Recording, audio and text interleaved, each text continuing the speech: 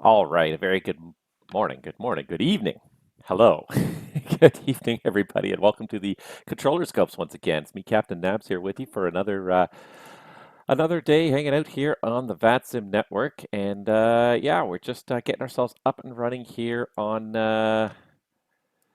Toronto Center, if in case you couldn't tell from looking at it here. So welcome everybody, and I'm just trying to actually figure out. So Windows has lately been messing around with settings a little bit with some audio device settings, and so I need to just make sure that I know which device is it should be the audio for ATC. So hopefully that should come through now. Hopefully I figured out which one it was because it started labeling and showing multiple devices when it probably doesn't need to, shouldn't have to. So anyways, yeah. So here we are on Toronto Center today. We do have a controller today. Actually, hold on. Who do we have online here? Uh, we should have a couple of controllers online, but I think we don't have. No, we don't. Actually, we don't have any controllers online. Literally, I'm it. I thought there was somebody else online. I think they were online a moment ago. That's the wrong button there. So, Good evening, Canada 1326 on the ground up Pearson. Can I get a IFRS clearance? and Air Canada 1326, sure can. Just give me about 2 minutes to finish getting everything set up here. I'll be right back with you. Unfortunately, I thought there was a controller online.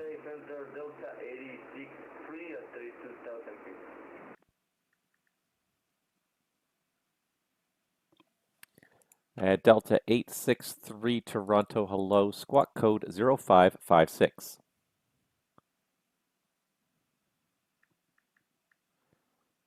All right, so we do have to get an ATIS up and running in Toronto. I swear I looked a few minutes ago and there was a Toronto controller online, but maybe that was an old ATIS there, or an old snapshot anyways. Okay, so just give me a second here. We're just trying to look and see what we are doing here. It does look like we are departing 23 and arriving 24 left by looks at it. So let's get an ATIS up and running. I'm sorry if I kicked the table in advance. All right. First of all, Air Canada 1326. Looks like it's going to be runway 23 for departures. So you're cleared to your destination via the Rigas 5 departure flight plan route. Departure runway is 23. Squawk code 0536.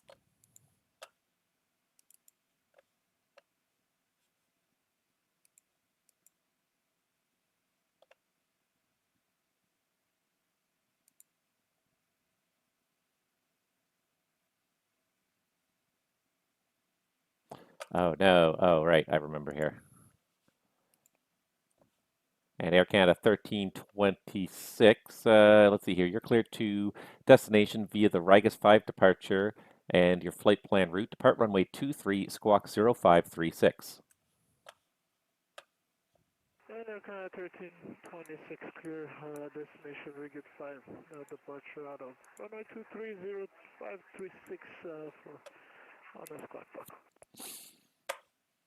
Air Canada 1326, thanks. That readback is correct. Information Toronto's just coming up as Alpha. Give me a call when you're ready for taxi. We're grabbing Alpha right now and we're ready for taxi, Canada 1326. Air Canada 1326, thanks. Runway 23, the information is Alpha. The altimeter is 3015. Taxi Delta Romeo, Delta Alpha Hotel. Delta Romeo, Delta Alpha Hotel for 23 Canada 1326, thank you. Toronto Hill, United 652, flight level 380.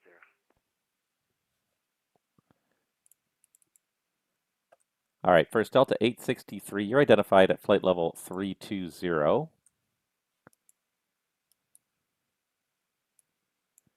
And did somebody else call there? Toronto Center, United 652. United 652. Let's see here for you. United 652, squawk code 0524. 0524 for United 652, stand by.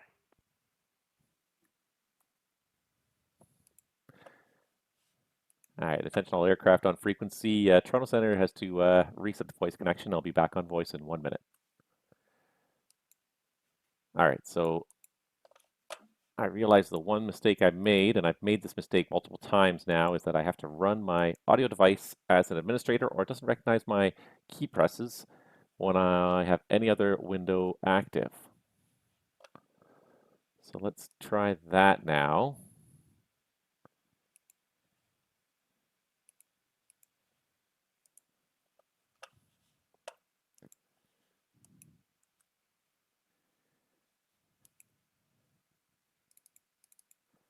United 652 Heavy, you're identified at flight level 380. Welcome.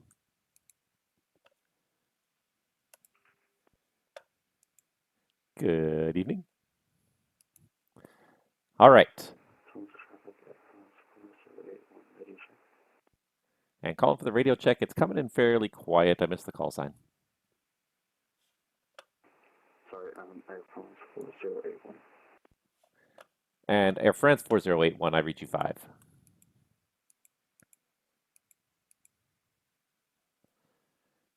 All right, where's my volume control here too? Let me just adjust that a little bit up there. All right, Tama, good evening. All is well, thank you. I hope everything's well with you. Just going to try and have a little bit of fun on ATC for once because I never seem to have much time for it anymore. So I really am kind of looking forward to doing some time online here tonight. A couple of hours at least. Toronto Center, Air France 4081, information alpha, requesting high clearance to Paris's filed, currently at 8, Charlie 34, Echo Texas, going 777. Air France 4081, Toronto, good evening. You're cleared to Paris Charles de Gaulle via the Dead Key Fife departure, Olaba transition, flight plan route. Depart runway 23, squawk code 0532. Clear to Paris, sorry, the Dead Key, Dead Key 5 departure, runway 25, squawk code 0532, Air France 401. And Air France 4081, that's all correct. The departure runway is 2323. Give me a call when you're ready for pushback.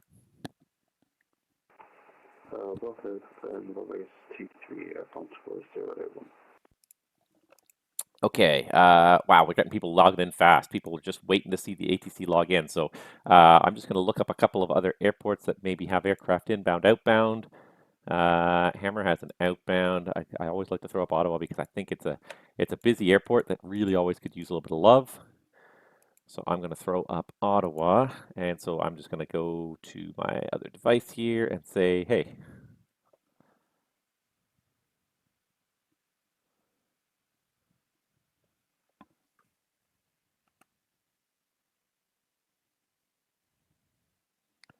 Uh-huh.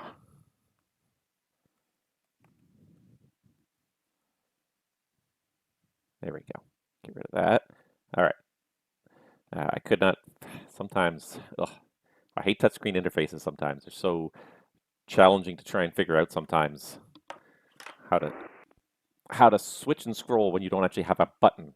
Like, I know Steve Jobs absolutely hated buttons, but buttons are actually a really good thing in a lot of devices. And they don't have to necessarily replace the touchscreen, but definitely as an addendum to the touchscreen, it could be a really good device. Anyways.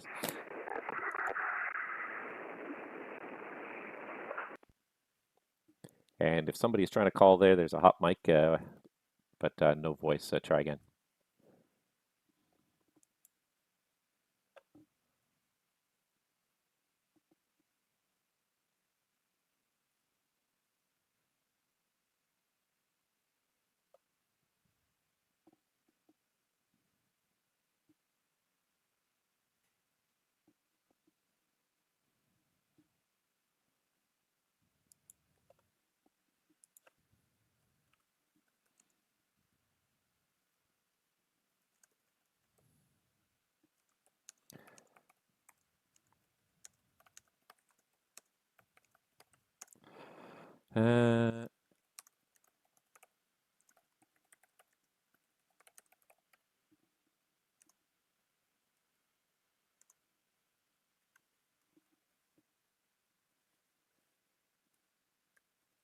Just gonna try and let's see here. Just trying to create an ATIS for Ottawa as well here.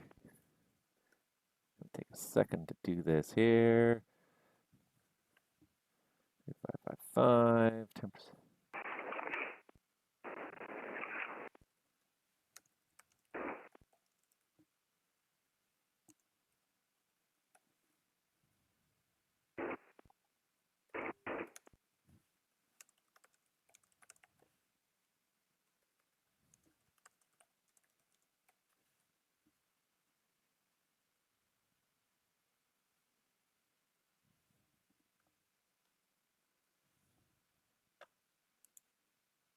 And Toronto United 652, we're going to try and step away for about 10 minutes here. I see we're getting close to the end. You want us to switch back to Unicom? And United 652, affirmative. If you're going to step away, yeah, go ahead, go back to the on-road frequency. Surveillance service terminates. Have yourself a good rest of the day. We'll catch you next time. Switch over to the dark side. You have a good one as well. Good night, United 652. Take care. All right. I'm sorry I keep kicking the table here. Good evening. Try using a touchscreen in turbulence. Well, yeah, I'm here. I'm here on stable ground, and I still can't even use a touchscreen.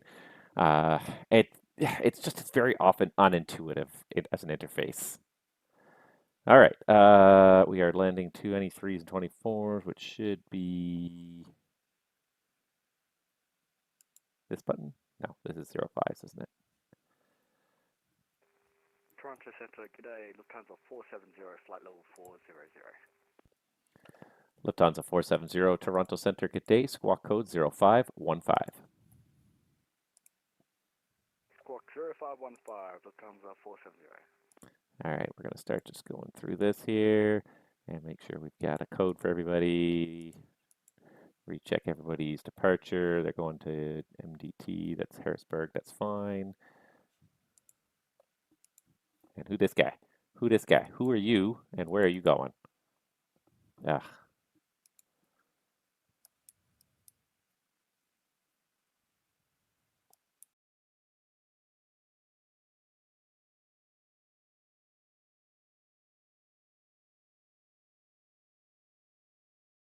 This is up and running, so it's a start anyways.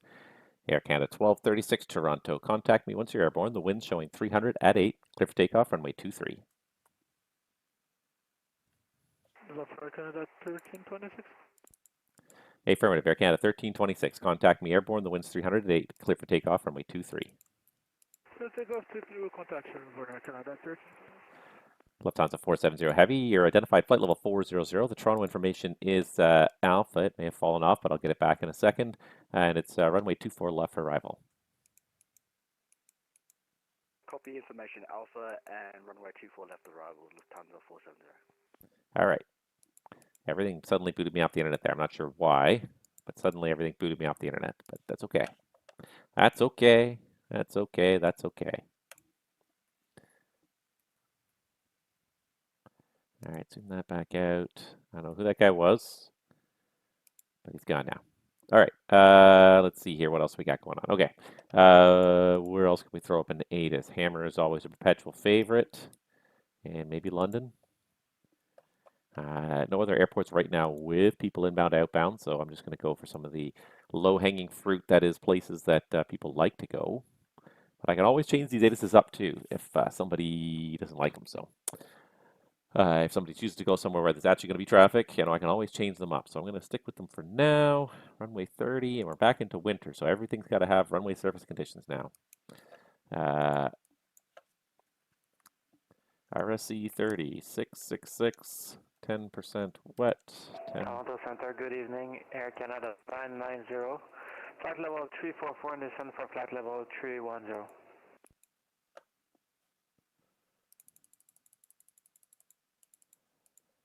And I'm sorry, I missed the call sign. Who was in descent? It's Air Canada 990 approaching from the south. We're just above Query. Air Canada 990 Toronto Centre, squawk ident.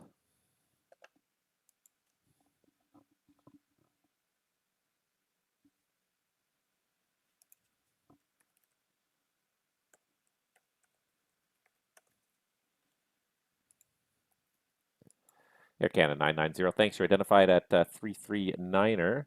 Let's see here. Toronto information is Alpha, runway 24 left for arrivals. When ready to send, flight level 240.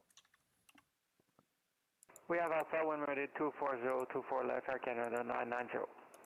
Delta 863, leave my airspace now to the west. Cleveland Center is not online. Switch to the on-route frequency. Surveillance service terminates.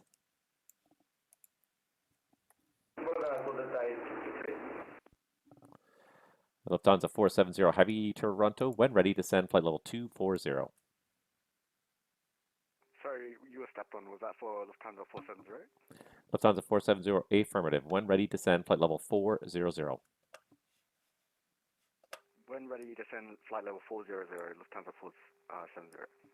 Gonna keep trying to turn these volumes up. Canada 1326,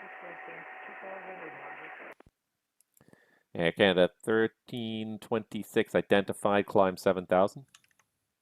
1326. A lot of these guys are coming. China, Lufthansa 470, I just realized, was that, just to confirm, it was flight level 400 we were descending to because we're at 400 right now. And Lufthansa 470 negative, when ready to send flight level 240. Sorry, 240, Lufthansa 470. Yeah, that's a little better. Air Canada 1326, turn left direct, do some on course. Let's do some on course, Canada 1326. All right, I turned the volumes up a little bit on everybody. Hopefully that's a little better. Toronto Center, smoke 2535. Is it Toronto, stand 509. We have our PDC ready to copy, and we're ready for push and start. Stand 509. And smoke 2535 Toronto, you're cleared to Anchorage via the KAISEP 4 departure, Silvu transition, flight planned route. Your departure runway is 23, squawk code 0567. Roger, clear to Anchorage by the KAISEP 4 departure, Silvu transition. Expected runway 23 for departure, squawk 0567, and we're ready for push and start with Alpha. Smoke 2535, thanks. That readback is correct. It is information Alpha. Push back with tail to the west and call ready for taxi. Roger, tail west, and we'll call you for a taxi. Smoke 2535.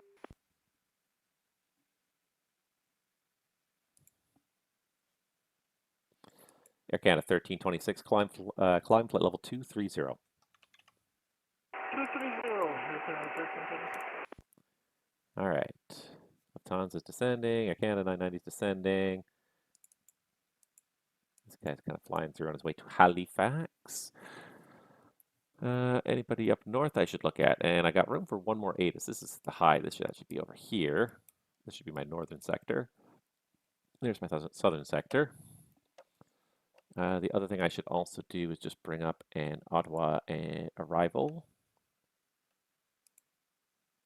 Let's see here.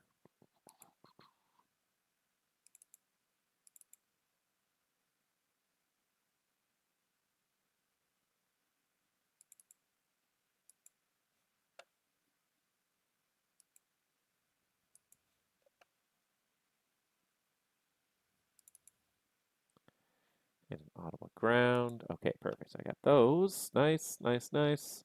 One more ATIS. I don't see anyone coming and going from anywhere. I think we'll go with London. So we'll throw the London ATIS up there.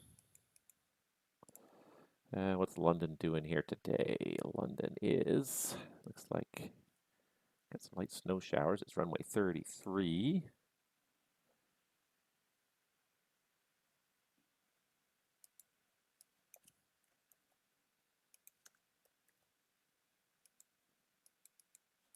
Let's get the RSC on there, 33.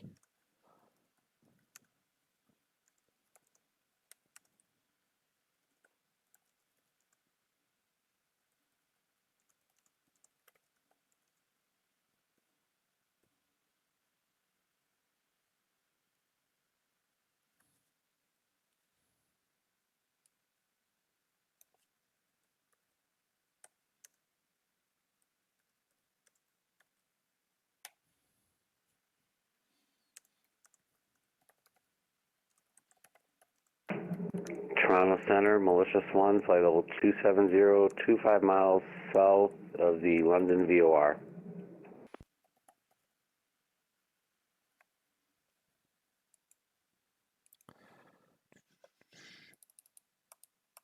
Malicious 1, Toronto, hello, squawk ident.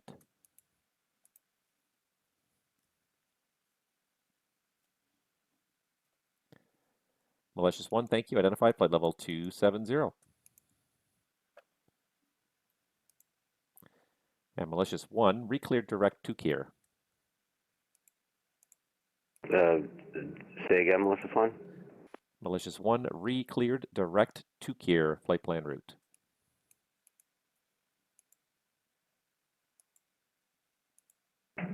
Direct to Kier, Malicious 1. Air Canada 990, descend 1000, the Toronto altimeter 3016. Descend 1000, 3016, Air Canada at 990. All right. I'm going to move my chair and my... Center, good evening, Air Canada 424, with you stand 172, ready to copy IFR to Montreal. Air Canada 424, Toronto, good evening. You're cleared to Montreal Trudeau via the Dead Key 5 departure, Miglo transition, flight plan route. Departure runway is 23, squawk 0526. Or clear to Montreal via the Dead Key 5 departure and the Miglo transition, the runway 23 and squawking 0526 for Air Canada 424. Air Canada 424, thanks. That readback is correct. The Toronto information is Alpha. Give me a call when you're ready for pushback. Roger, information Alpha copied, and we'll call you when ready for pushback 424. The only trouble with this chair too is it's a little bit short. If I sit in it fully, it's very short. So I'm just gonna see if I can grab a pillow or something to boost myself up with. This is a very short chair.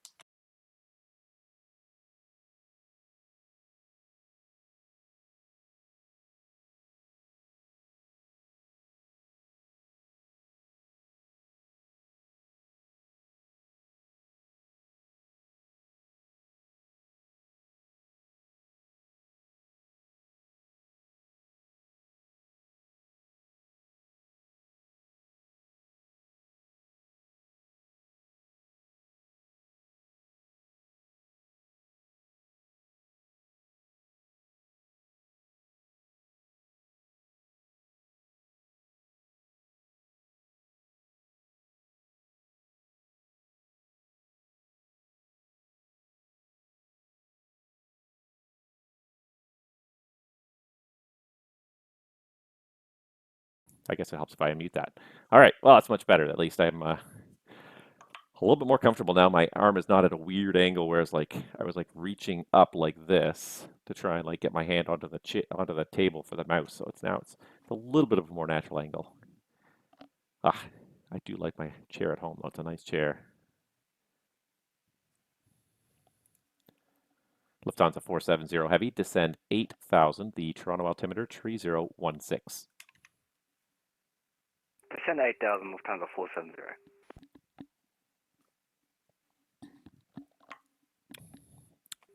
Toronto Smoke 2535 is cargo west short Echo Bravo, ready to taxi with information Alpha. Smoke 2535 Toronto, runway 23, the information is Alpha, altimeter is 3016. Taxi out Echo Bravo, Echo Hotel, cross runway 33 right. Roger 23 by Echo Bravo, left hotel, correction, left Echo Hotel, and cross 33 right, Smoke 2535. All right. On the other hand, one thing I have been doing the last couple times I've been logged on to VATSIM now is I've been trying out a new audio program called, what's it called? Track Audio, right?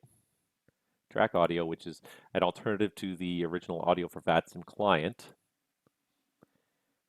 Air Canada 1326 Toronto, you're about to leave my airspace to the south. No further ATCs online. Switch to the on-route frequency. Surveillance service terminates. Over Unicom, Air Canada 1326. Good night. Good night. One thing it does let you do is it actually lets you output multiple channels from your multiple channels to multiple different devices. So, for example, not so relevant, of course, for this particular stream today, where I want you guys to all be able to hear what's going on all my frequencies. But what Track Audio does allow you to output different channels to different devices at the same time. Instead of all of your channels going to your headset or all of your channels going to your speaker, you can have one channel on the headset and you can have one channel on the speaker, and it works. And it's kind of good when you're trying to monitor students and sort of monitor a second frequency in the background without necessarily distracting you completely from the primary and blocking the primary. So really... Air Canada 424, ready for push and start. Air Canada 424, turn the transponder on. What gate are you at? Ward gate 172. All right, Air Canada 424, the pushback is approved. Tail to the south, call ready for taxi. We'll push and start approved, face south, and we'll call one ready for taxi, Air Canada 424. The product is called Track Audio, TRACK Audio. Um, if you go to you can probably Google it or DuckDuckGo it or whatever you're see, and I say Google as a verb even though I don't use it, but you can go search for it, or you can probably go to the AFV. Yes, exactly, Track Audio. You can go to the VATSIM has a link to it on their webpage. It is officially sanctioned as a alternative to AFV. Um, yeah, there you go. It's a pretty nice. It's a nice alternative to AFV. The interface, they just updated the interface. It's quite clean, quite nice. You get a nicer looking list of things. And one of the other really neat features of this system is at the very top of the screen. And I don't know if I can show it to you at all here, but let me see if I can. I'm not even sure if I have any way to show you the screen per se. I don't think I do, because I think all I have is just the web browser. But what it has at the very top of the screen is is the ability to tune in and monitor the Unicom frequency and the guard frequency, and you can also transmit on those frequencies, which is a really neat feature. Um, you can broadcast on Unicom. So if you log on and there's people taxing around on Unicom, which not going to happen too much anymore now that Canada has implemented the CTAF system as well, but it could happen. You can communicate to people directly. You can actually broadcast on the Unicom frequency and likewise on the guard frequency. And so that's something that I've been hearing a lot lately. Yeah, I know you can only see the scope. The way I've got this stream thing set up is the only other thing I can show you is the browser window. But I can't actually show you like my desktop. I don't have I don't have it configured to actually show the desktop. Let me think here.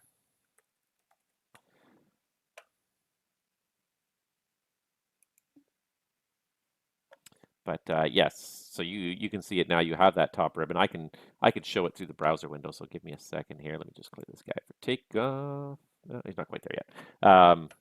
But yeah, if I do that, if I bring up, sorry, I don't do this very much anymore here, but this should bring up the browser. There you go. You can see that like it's got this nice little ribbon at the top. So first of all, I kind of like this stuff. You can add and delete stuff. So there's a plus button up here to add additional channels, and you can edit and remove any of these channels that you don't want to have on your current thing here. But the also, like I said, the like up here is which is very nice is you have Unicom and Guard. You can transmit, receive on Unicom and Guard, and that's something that's been being used a lot more lately. I've noticed it. VAT USA especially has suddenly really kind of fallen in love with the guard frequency, and with good cause. It serves a very useful function. Let's go back to the overlay. There it is.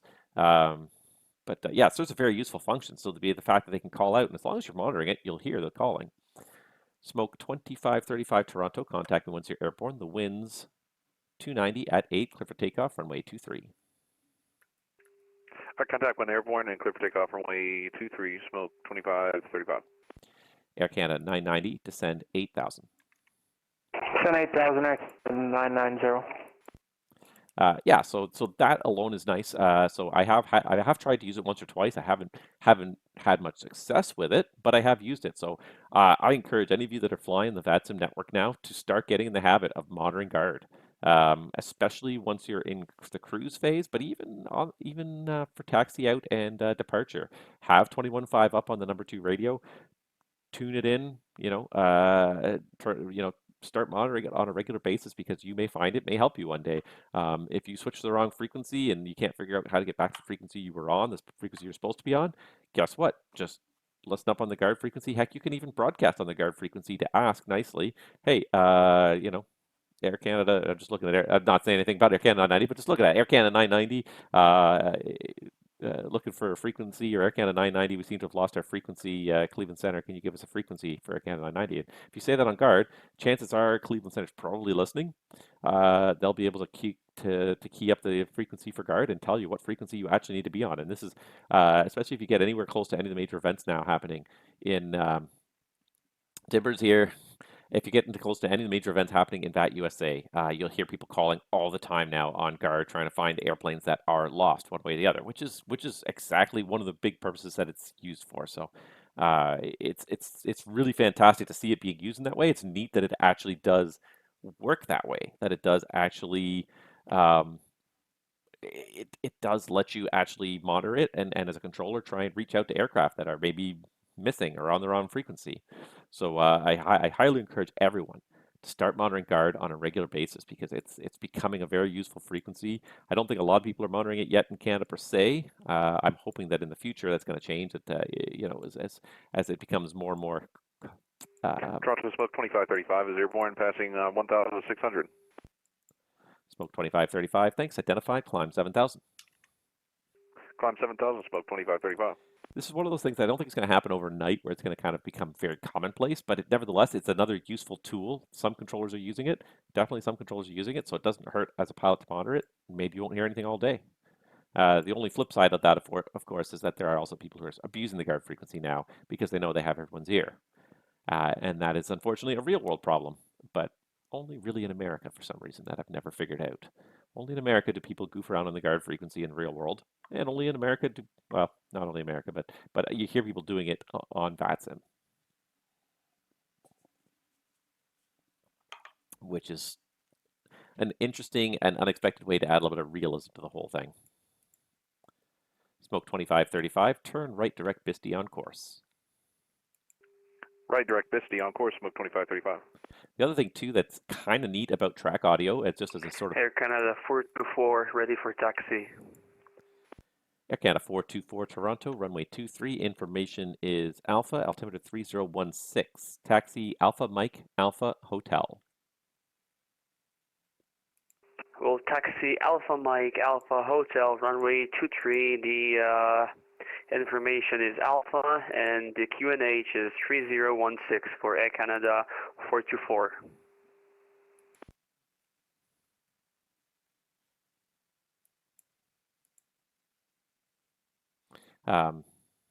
What was I saying?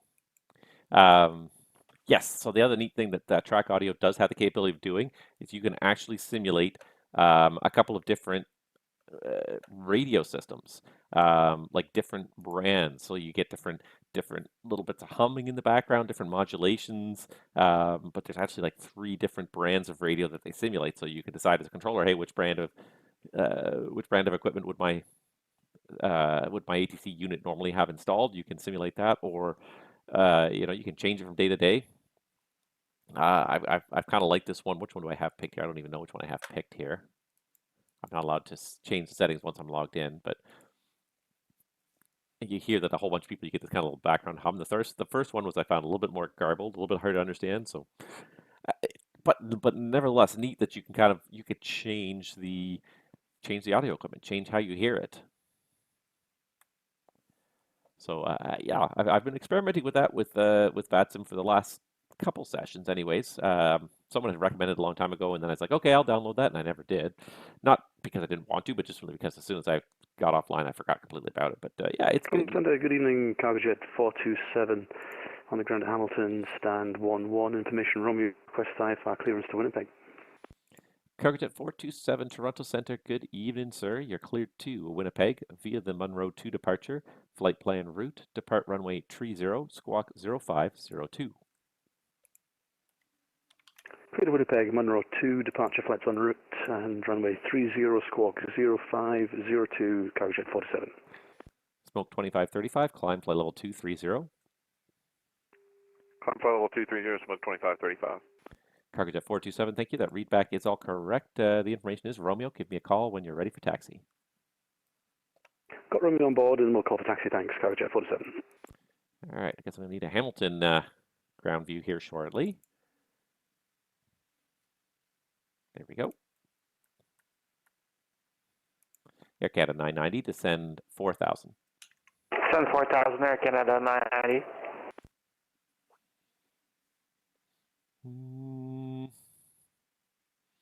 If Air Canada 990 is quick on the descent, I'll probably sneak him in ahead of the Lufthansa here. But they really are kind of like perfectly timed at the moment.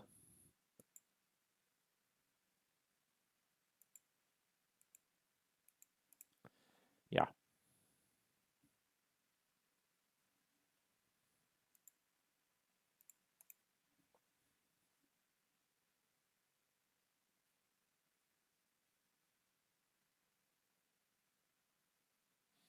Gonna see how watch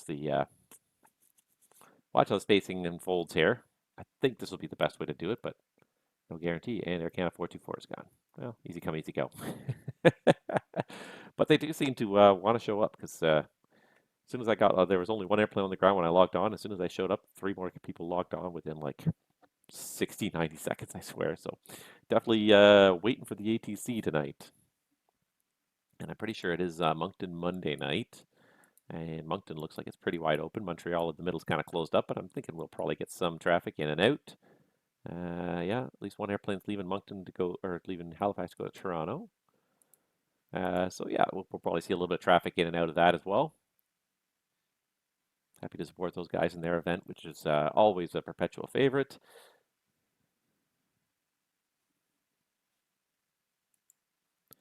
Lufthansa 470 Heavy, reduce speed now 220 knots. Down to 220 knots, Lufthansa 470. Oh, we got a departure from Sault Ste. Marie. Oh my gosh. Well, I guess I better put up an ATIS there. Take down my London ATIS, which is going unappreciated anyways. And put up the Sioux. Tabletop Android. Says, hiya, Captain Nabs. Good evening, Tabletop Android. Welcome to the stream. And yeah, we're just going to try and get some ATISs up here, provide the best service we can to the pilots that are around. So what are they using? They're using 30 by the looks of it in Sault Ste. Marie. Yeah. RSC 30, 666, dry. Our 180 foot width. 180 foot width. Remaining width. Compacted snow. Sometimes I just cut and paste from the NOTAMs, but sometimes it's almost each just ILS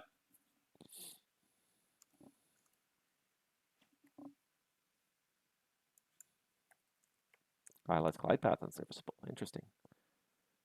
All right, so save that, put that in there, and that's going to be information back in the Sioux. Lufthansa 470 Heavy, descend 5,000. Descend 5,000, Lufthansa 470. Put up an ATIS everywhere. You get an ATIS. Everyone gets an ATIS. Unfortunately, I can't put up everyone's ATIS. I can only put up 4. So, but I do try to move them around. If there's one that I find like there's nobody in or out of that airport, and then suddenly there's an airport that needs an ATIS, I'll gladly kind of swap them out. Air Canada 990, turn left heading 360, descend 3,000. Descend 3,000, heading 360, Canada 990. This is going to work out just fine. Lufthansa 470 Heavy, descend 4,000. Descend 4,000, Lufthansa 470 Heavy. And here comes Prime Air 4211 Heavy. Let's get him all done here. He's going to go to Halifax and hang out with the Moncton boys.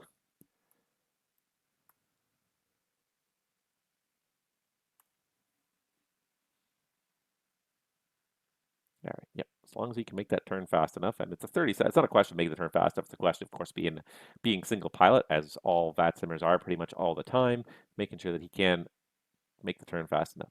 Air Canada 990, continue left turn, heading 330. Right, continue left turn 330, Canada 990. Air Canada 990, thanks. Speed 190 knots or faster for now. 190, for an hour, Canada 990. Lufthansa 470, reduce speed 200 knots. Reduce speed 200 knots, Lufthansa 470. All right, just going to make sure, since I have all the space in the roll behind him, just play it nice and safe there. I don't think it's going to be too much of a problem.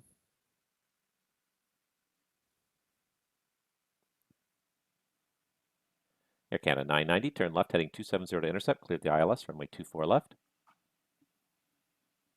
Left turn heading 270, the interceptor for the ILS 24 left, Air Canada 990. Lufthansa 470, descend 3,000. You're also cleared the ILS, runway 24 left. Descend 3,000, cleared ILS 24 left, Lufthansa 470.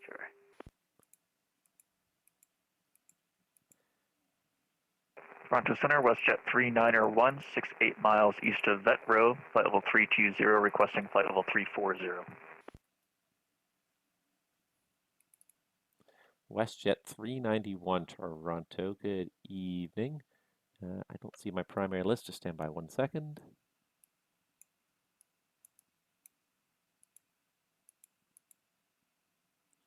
And WestJet 391 Toronto, just squawk it in. IDEN 3901. Air Canada 990 cross QRX at 160 knots.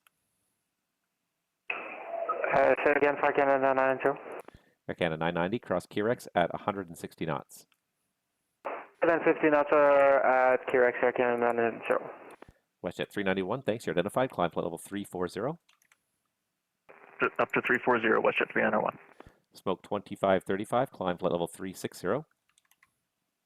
Flight level 360, smoke 2535, and request 5 minutes away.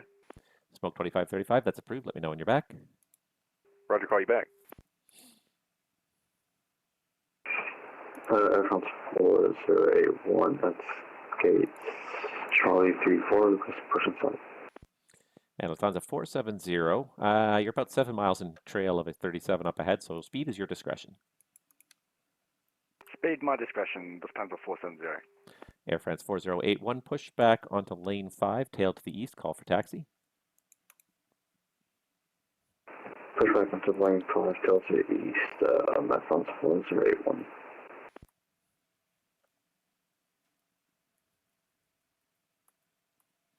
All right, let me open up Good this. evening, Toronto Center, Air Canada 788 Bravo on the ground in Sault Ste. Marie, looking for IFR to Toronto Pearson, please.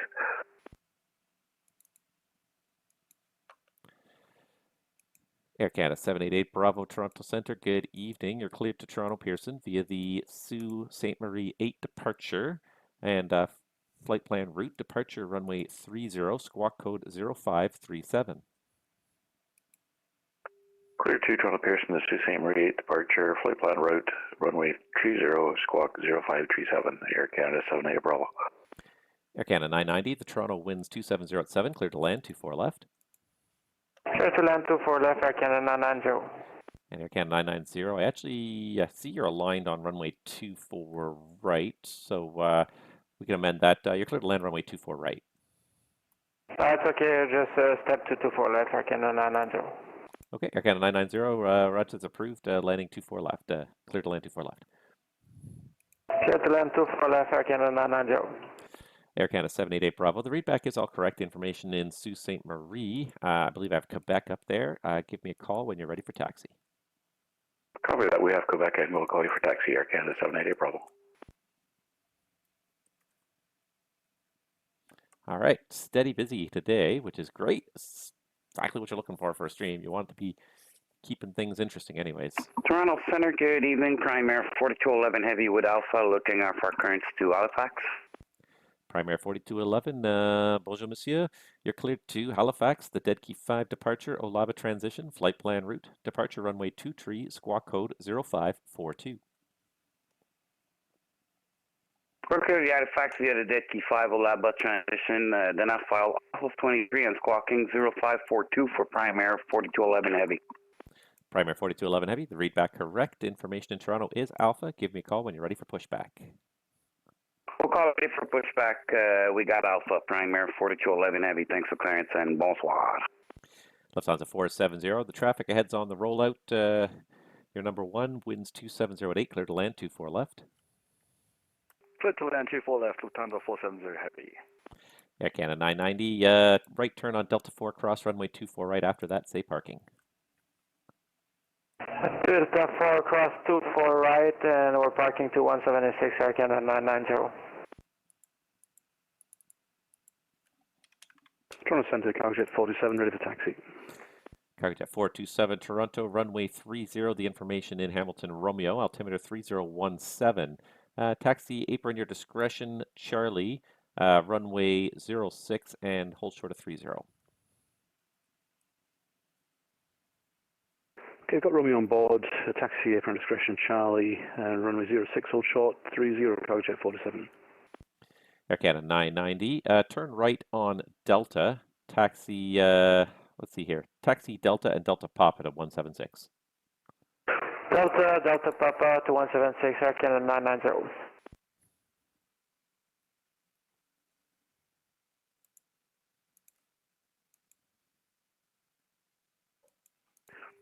Smoke 2535 is back. And the call sign is partly cut off, but I'm pretty sure that was Smoke 2535. Yes, I'm back. Thank you. Thank you. Malicious 1 Toronto, you're about to leave my airspace to the east. Montreal Center is not online. Switch to the on-route frequency. Surveillance service terminates. 122.8, thanks to ATC, Malicious 1. Take care.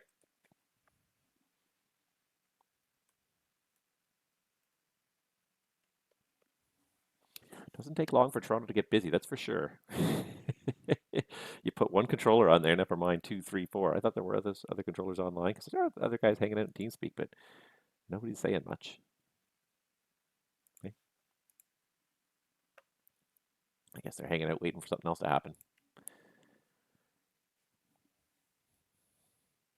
And normally I'm a team player, and I'm like, I'm always willing to try and help supervise students and give them some guidance and everything. But I was the one that actually created this policy about not training while you're streaming. Not because I was doing it, but because other people were doing it. But Dane Flats is raiding with a party of 18. What? That's gonna be a whole bunch of people watching. Not a whole lot happening right now, but it's a steady evening in Toronto, and hopefully it'll get a little bit bigger. But Dane Flats, anyways, thank you for bringing your party to us. Given to Fly 18, welcome. Dane Flats, thank you. Lufthansa 470, welcome to Toronto. Convenient right turn and cross runway 24 right when able, say parking. Roger, we'll cross 24 right and parking at stand 177, Lufthansa 470. Lufthansa 470, perfect. After crossing 24 right, right turn Delta, cross 33 right, Delta Quebec for 177. Delta Quebec. So on Delta and cross 3 right, and then Delta and Quebec for stand 177. And Lufthansa 470, it's Delta, and then the last taxiway is Delta Quebec, and it'll lead you right into 177. Sorry, taxiway Delta Quebec into 177, Lufthansa 470. You got it.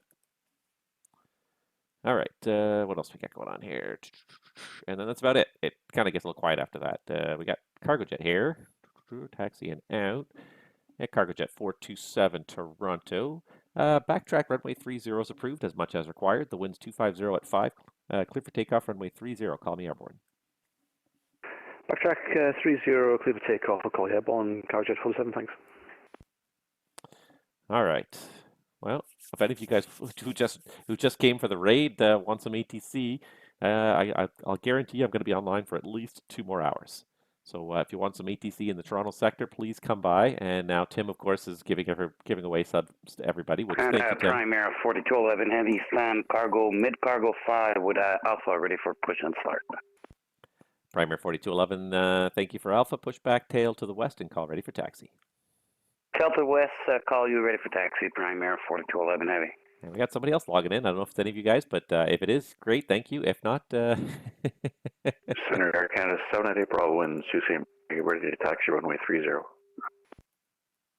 I had it here somewhere. Air Canada 788 Bravo Toronto, runway 30. The information in Sioux is Quebec, and altimeter is 3028. Taxi Golf, hold short 30 and advise ready. Taxi Golf, hold short 30. Call you when ready. Air Canada 798 Bravo.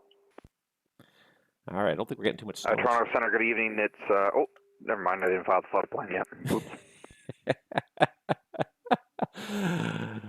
Well, that was good practice run anyways. I hope I sounded good. We'll ask the audience. Yes, you did. I am happy that we can all laugh at this this hobby. We take it seriously, but it's also, we can all understand that we're having good fun at it too. Yeah. Don't think we're gonna get too much snow in Toronto today, but I was just thinking, just the last couple days, it's been fairly snowy in Ontario. I don't know if it's reached all the way to where Timber is, but definitely all around at Georgian Bay, Lake Huron has gotten a lot of snow.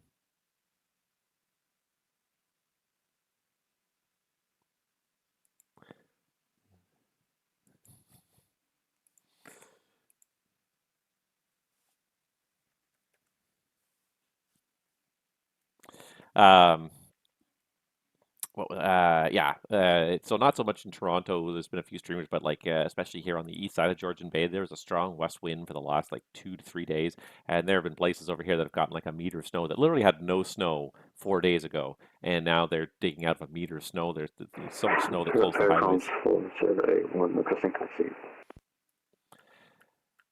Air France 4081 Toronto, runway 23, information Alpha, altimeter 3016, taxi Alpha Kilo, Alpha and Hotel. Taxi Alpha Kilo, Alpha and Hotel, France 4081. Air Canada 788 Bravo Toronto, contact me once you're airborne. The wind's 010 at 4, clear for takeoff, runway 30. Clear for takeoff, runway 30, call airborne, Air Canada 788 Bravo. And now here comes a guy in Oshawa. I'm out of ATIS's. Yeah, I don't want to take down the Ottawa ATIS because that's the one that I find will get used a lot. Toronto Center, Air Canada 141, flight level 340, descending on 2000. Air Canada 141 Toronto, good evening. Squawk code 0543. 0543, Air Canada 141. All right, and tabletop Android has Center Cargojet 47, passing 3,400. Let's clip something.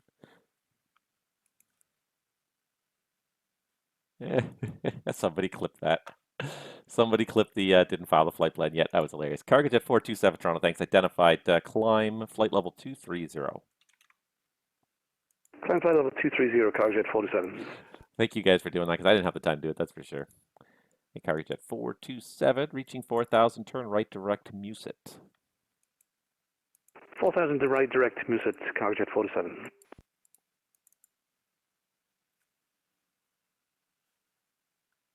Toronto Center, it's Skycraft 005 trainer with the numbers in Oshawa. IFR clearance to Oshawa. All right, Skycraft 005 trainer, stand by. I'm just going to pull up your flight plan. I'll be right back. Looks like Oshawa's runway 30, okay. And Air Canada 141, just confirm your squawking code 0543. It is on 0543, Air Canada 141. And Air Canada 141, never mind, I found you. I was looking at the wrong target there. You're identified at 312. Descend flight level 240. The Toronto information is Alpha, plan runway 24 left. Okay, plan 24 left and maintain flight level 240, Air Canada 141. Toronto Center, Air Canada 788 Bravo 2,400 for 4,000, runway heading. Air Canada 788 Bravo Toronto, thanks. Identified. Climb flight level 230. Climb 230, Air Canada 788 Bravo. Air Canada 788 Bravo, reaching 4,000, left turn direct 2 down on course. Correct, 2 down on course at 4,000, Air Canada 788 Bravo. All right. And Primera 4211, Echo Bravo, ready for taxi. Primera 4211, runway 23. Information is Alpha, altimeter 3016. Taxi Echo Hotel, cross runway 33 right. Echo Hotel will cross 23 right. We have Alpha, Primera 4211 Heavy. All right, Skycraft 005, my apologies. You're cleared to the Oshawa Airport via the Oshawa 4 departure, and radar vectors back. Depart runway 30 and squawk 0533. Okay, 0533, we're at Enterprise, ready to taxi, Skycraft 05 trainer. And Skycraft 05, just confirm the Oshawa 4 departure. Yeah, Oshawa 4, radar vectors back to Oshawa and Alpha 30 for Skycraft 05 trainer. Skycraft 005 trainer, thanks. That's all correct. The let's see here. The altimeter in Oshawa is 3016. Taxi Bravo, cross runway 05. And just for my planning purposes, are you just planning to just do approaches in Oshawa, or do you want to do anything else along the way? We're going to go up to North Bay, do some practice approaches up there, and then head back for Skycraft 05 trainer. It's kind of a bit of a PPC here. That's Skycraft 005. I'm sorry, I just missed the airport. Somebody talked to my ear just at that second. Where are you going to go to the approaches? Up at North Bay. North Bay. Okay, perfect. Just so I can plan that. All right, give me a call, holding short, ready for takeoff. We'll taxi via Alpha, via Bravo, cross 23, short 30. Thank you very much. Air France 4081 Heavy Toronto, runway 23, contact me airborne, the wind's 280 at 6, clear for takeoff, runway 23. Too much stuff going on. Welcome to Cuban airborne, clear for takeoff, runway 23, France 4081. All right, so what's the ATIS in Oshawa? Let's see here. Oshawa is, I had it here, and then I put it back to Toronto here. Oshawa is, so I'm going to disconnect, Sue, just because I don't expect a whole lot more traffic there. But I'll put it back up if somebody else shows up. And runway 30. Air Canada 794 radio check. Air Canada 794 Toronto, read you 5. This is Air Canada 794, just letting you know, it might just be me, but your ATIS does not work for Toronto.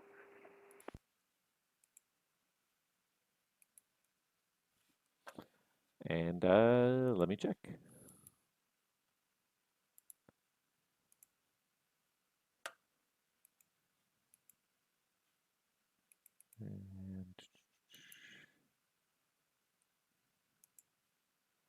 And Air Canada 794, are you trying to get it via text or voice? Voice, Air Canada 794. And Air Canada 794, unfortunately I have no control over the voice generator. That's handled by the network automatically. So if you can't get on voice, just request it by text. Okay, we'll do when ready, Air Canada 794. Thank you. Cargo Jet 427 Toronto, climb flight level 360. Climb flight level 360, Cargo Jet 47. Air Canada 788 Bravo, climb flight level 350. Climb 350, Air Canada 788 Bravo.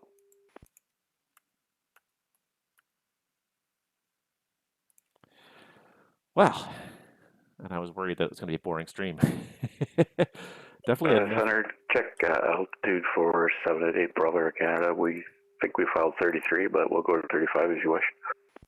And Air Canada 788 Bravo, actually it does say 330. I must have looked at the wrong line. My apologies. Climb flight level 330. Copy 330, Air Canada 788 Bravo. Sorry about that. Not to worry. All right.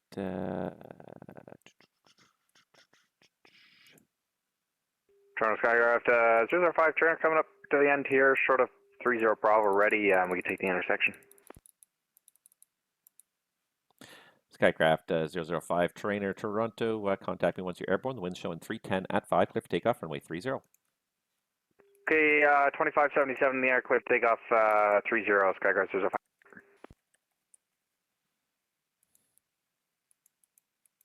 All right, and Montreal just came online.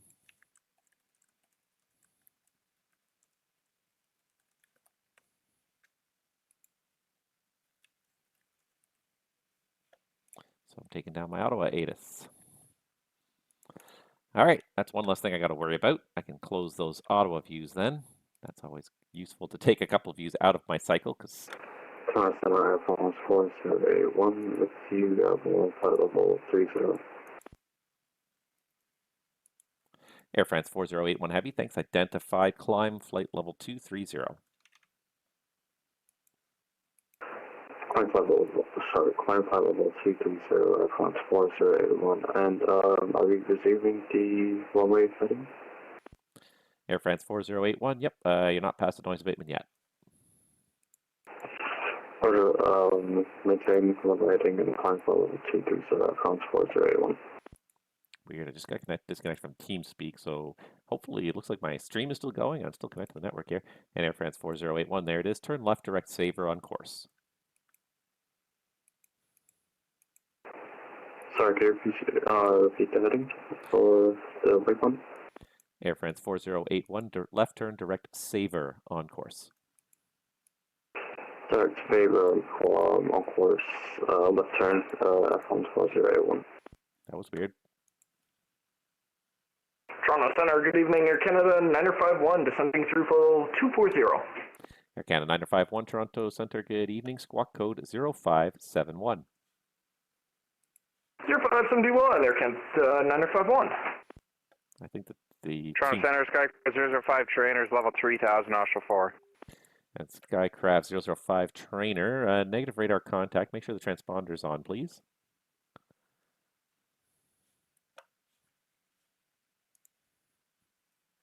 Yeah, we just tried and recycled there. It was on, but let us know if you get a target. Yeah, work that time. Skycraft 005 identified. Climb 15,000 and you can proceed direct North Bay. 15,000 direct North Bay, Skycraft 05 trainer. Since they're coming back to Oshawa anyways, it'll be nice to have. And Primary 4211 heavy, short of ready to go. Primary 4211 Toronto, contact me once you're airborne. The wind's 270 at 7, clear for takeoff, runway 23. Copy the winds, call you airborne, clear for takeoff 23, Primary 4211 heavy. Air Canada 951, you're identified descending through flight level 221, descend 1000, Toronto altimeter 3016. 1000, check the altimeter, Canada 951, thank you. Again, 951, thank you. Information is Alpha and runway 24 left.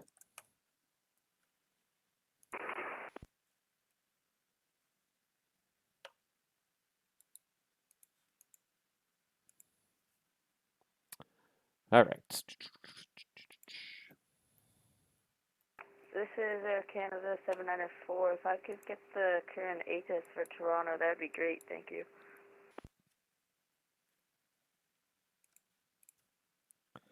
And Air Canada 794. If you look in the list of controllers there, if you look for the ATIS, if you right-click on it and tap Get Controller Info, that should transmit the entire ATIS to you.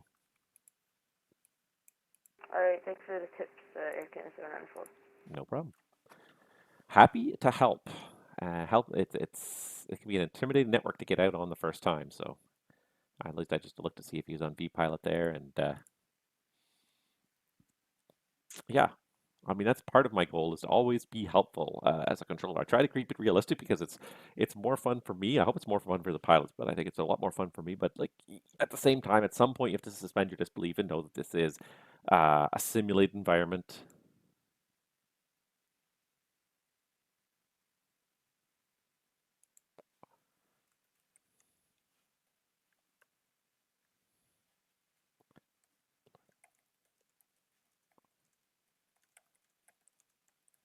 And Primary 4211 passing 1,200 for 5. Primary 4211 Toronto, good evening. Identified, climb, flight level 230. 230, Primary 4211.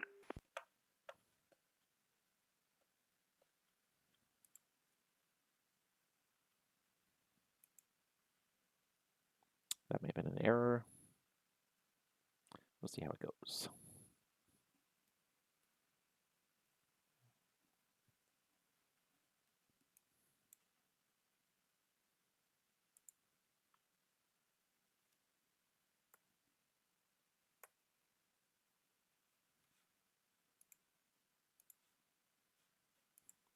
Keep that open since they're going to probably come back later. Those guys are climbing. Those guys are going. These guys are probably inbound Toronto as well, right? Nope, they're actually inbound to Boston. Never mind. Still going to contact me eventually. But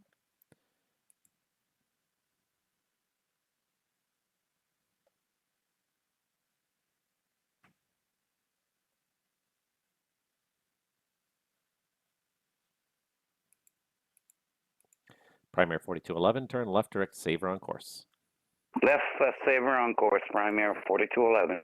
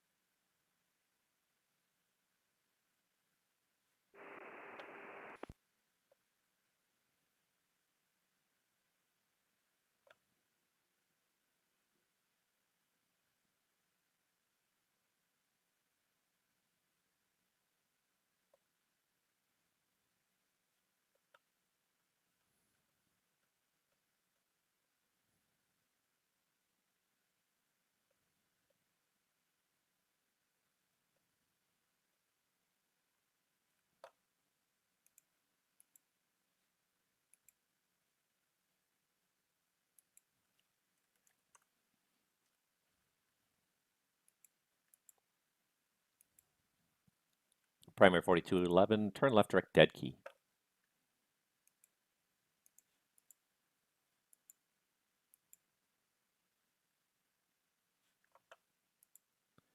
Primary 4211, Toronto, turn left direct dead key. Turn left direct dead key at this time, primary 4211.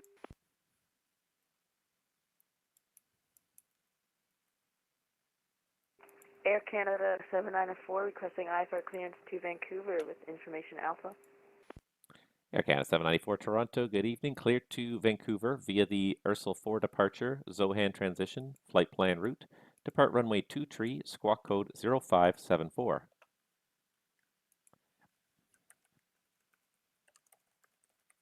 Clear to Vancouver via the Ursel 4 departure, Zohan transition, then as the route, and squawk 0574, Air Canada 794. Air Canada 794, that readback's all correct, and the information in, and the departure runway is runway 23. The information is just flipped over to Bravo. Give me a call when you're ready for pushback. Give call when ready for pushback, Air Canada 794. Air France 4081, climb flight level 350.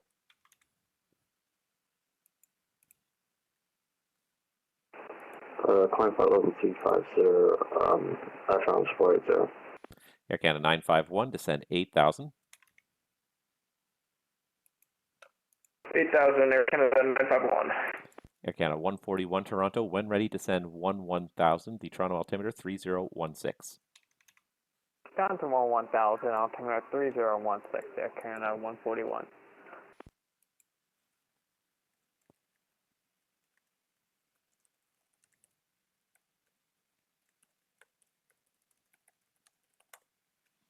All right, somebody's asking me how long I'm going to be on for, so I'm telling them I'm definitely going to be at least 2 hours.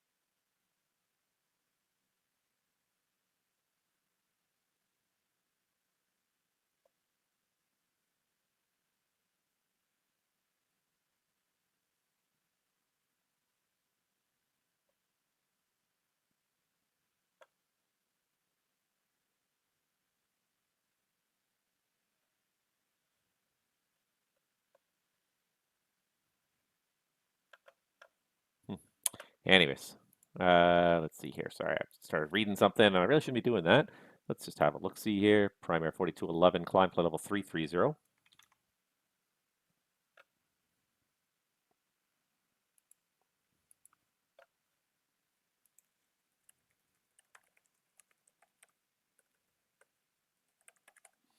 Is that for primary 370? Primary 4211, affirmative, climb flight level 330. 330 at this time, primary 4211. Skycraft 005 trainer, do you need the North Bay weather? We just got it on the VHF link there. We'll be back to you here with an approach request here shortly. Perfect, thank you. These Skycraft guys are entertaining anyways. Always entertaining. And a primary 4211, did I file 37 or 33? And primary 4211, let me just double check, but I'm pretty sure it says, yeah, it says 33 on here. Did you want 37? Yeah, sorry for that. Can we have 37? Primary 4211, no problem at all. Climb flight level 370. I'll amend that in the flight plan. Roger that, thanks. My bad. Primary 4211, we're going up 370. No problem. Toronto Skycraft 005 trainer. I'd like direct PUTAD, that's a 10 fix for the RNAV 36. And then when we do go missed, we'd like to fly the published missed. And Skycraft 005 trainer, that's approved as requested. Direct PUTAD when ready to send 4,000. North Bay altimeter is showing 3012. 3012 on the meter, direct PUTAD, and down to 6 for Skycraft 05 trainer. Skycraft 005 trainer, you're cleared to 4,000. That's at your discretion. 4,000 our discretion, Skycraft 05 trainer.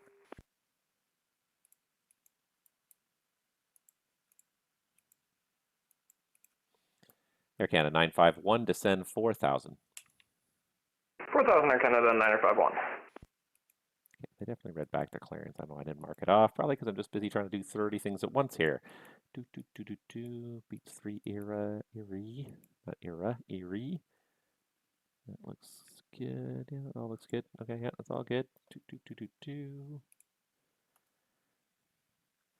Air Canada 788 Bravo. The Toronto information is now Bravo. Runway 24 left for arrivals. Copy, we will get Bravo and we will set up for 24 left. Air Canada 78 Bravo. Air Canada 788 Bravo, thank you. When ready, descend flight level 240. When ready down to 240, Air Canada 788 Bravo.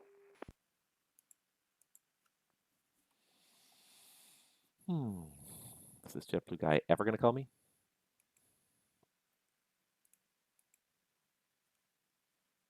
It's only been about 5 minutes, but it just feels like longer. Ah, well. All right. What else is going on here? Air Canada 794 Heavy is ready for push. Air Canada 794. What gate are you at? And make sure the transponder's on.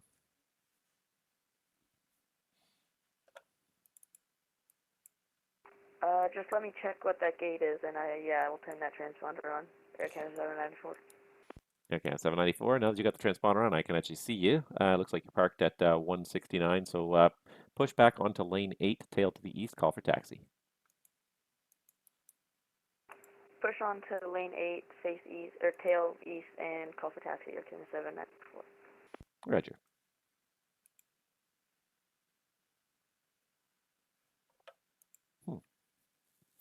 That is the second time I've been disconnected from the TeamSpeak server, but I'm just looking over here. My stream is still going. I think you guys are still hearing me. I hope you guys are still hearing me. I think you're still hearing me.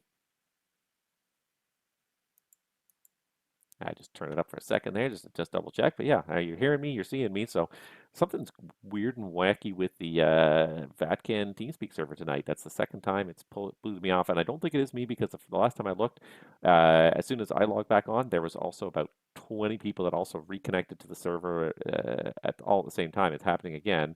1, 2, 3. A bunch of people are reconnecting to the server. 4, 5. And reconnecting to their channels. American 2919, Toronto Center. American 2919, Toronto, go ahead. I just need to confirm that I'm not supposed to be on your frequency right now because I'm not sure exactly what airspace I'm in. And American 2919? Yes. American 2919, let me just check here. Squawk code 0560. Squawk 0560, 2919. Air Canada 951, turn left heading 340, descend 3000. 340, 3000, Air Canada 951. West Sac, go ahead. Apologies, what was that squawk code you gave for 2919? Okay, stand by. And American 2919, I've got 0560 for you. All right, it was Squawk 0560, thank you. WestJet 391, leave my airspace to the west. Winnipeg not online, switch to the on frequency. Surveillance service terminates.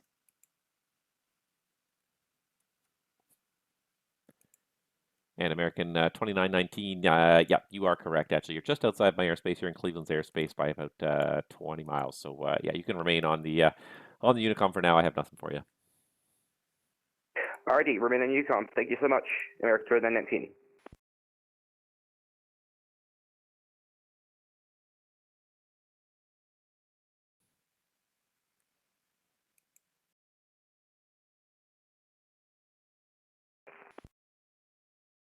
I've got nothing on the ground anywhere.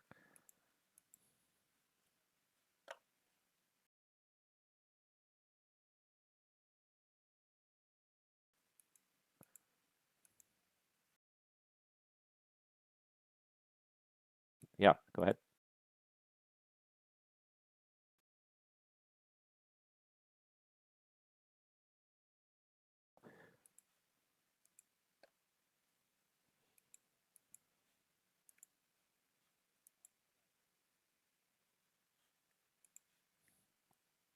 Okay, that sounds good.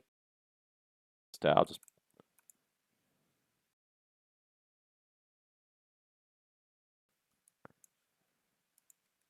Did that do it? Center for Canada 951. Are you planning on us 2-3? And Air Canada 951, I'm sorry, I was on the hotline there. Turn left heading 210. 210 Canada 951. Air Canada 141 Toronto, descend 8,000. 8,000 Air Canada 141. You think you have a couple seconds to look away. And it's just never enough time. All right, you got it now? Terminal your control.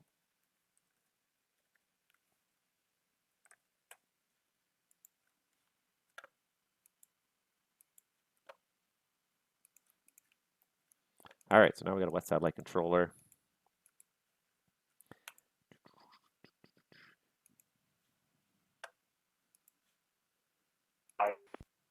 And Air Canada 951. My apologies for the bad vector there. I did get distracted by the hotline. Do you have the airport in sight? We have the airport in sight for Air Canada 951. All right, Air Canada 951. You're going to be a little bit tight on the glide slope there, but you're clear to visual approach runway 24 left. Clear the visual 24 left, Air Canada 951. If it doesn't work out, my apologies. We'll take you off and make it work again. I got this. Thank you. Distraction, always at the wrong moment. Air Canada 788 Bravo, continue to send 10,000, Toronto altimeter 3017. Continue down to 10,000, 3017, Air Canada 788 Bravo. I guess this means I can put Sault Ste. Marie back up again.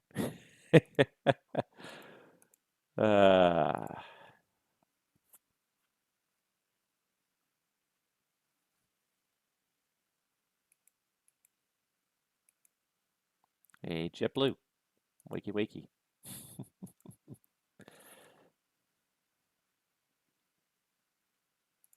Skycraft 005 trainer. You're cleared North Bay Airport for the RNAV approach runway 36 PUTAD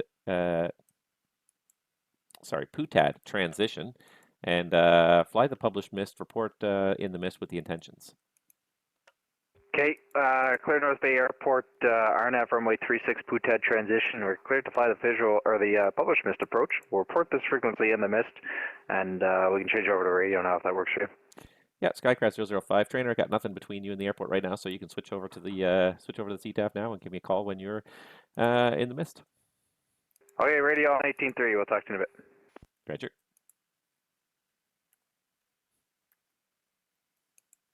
North Bay radio again. Skycraft 05 trainer in the handoff here. We're 2 minutes back from PUTAD. We'll call. And Air Canada 951. You're cleared to land runway 24 left. The wind's 280 at 7. Good land 24 left, Air Canada 951. Thank you for fixing my mistake. No worries. And was that Air Canada 794 calling ready for taxi? Affirmative, Air Canada 794. Air Canada 794 Toronto. It is information Bravo now. Runway 23 and the altimeter is 3017. Taxi out Alpha Lima, Alpha and Hotel. Taxi to runway 3 via Alpha Lima for Hotel, Air Canada 904 with Bravo.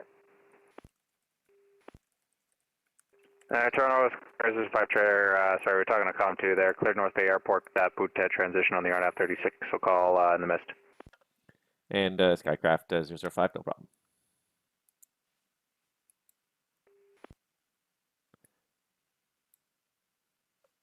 All right. You know what? I didn't realize he was talking on the Unicom because I'm monitoring the Unicom too. It's an interesting system because you hear things you're not necessarily not supposed to hear, but Yeah, anyways. All right, Primary is going over to Montreal shortly. He's cleared to land. Kind of petering out a little bit right now. We've got a couple of arrivals, but I feel like in another half an hour to an hour. And Primary 4211, can we be removed for 2 minutes? Primary 4211, no problem. Let me know when you're back. We'll call you back, thanks. I feel like we'll probably get a bunch of arrivals in Toronto in the next little while here. Not too many, a few. There's a few. It's not that as many as you would kind of think. Good evening, Jazz 923 with Bravo, clearance Pittsburgh. Jazz 923 Toronto, good evening. You're cleared Pittsburgh via the Beats 3 departure, ERA transition, and Erie transition, flight plan route. Depart runway 23, squawk 0525. It's amazing how you do things by rote and you don't even realize. Jazz 923, cleared Pittsburgh, BD's 3 departure, Erie transition, flight plan route, depart runway 23, squawk 0525. Jazz 923, thanks. That readback is correct. The information in Toronto is Bravo. Give me a call when you're ready for pushback. Okay, we'll call for push, Jazz 923. All right, so Skycraft's there doing the approach into North Bay. He's going to call me when he's ready to come back. I don't think JetBlue's ever calling me. What do you think? JetBlue, 256. Where are you at? Where are you at?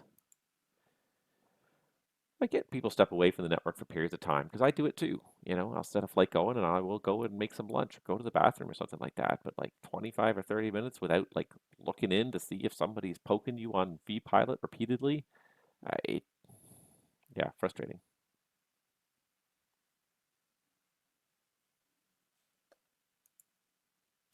Very frustrating to try and deal with sometimes. And Toronto Center, Primary 4211, we're back. Primary 4211, thank you.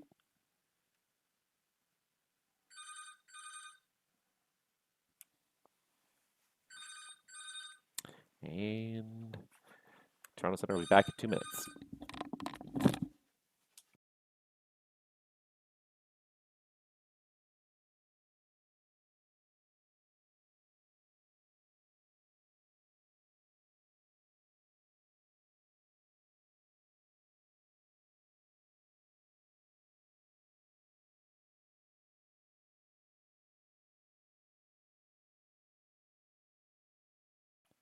Somebody always wants something from you. Toronto traffic, Air Canada 9051 crossing 24 right, any traffic, please advise. Air Canada 951, sorry about that. Cleared to cross runway 24 right, taxi Delta, cross runway 33 right. What gate are you parking at? Oh, we're parking 170-ish, and cross 24 right, Delta, cross 33, Air Cam 380.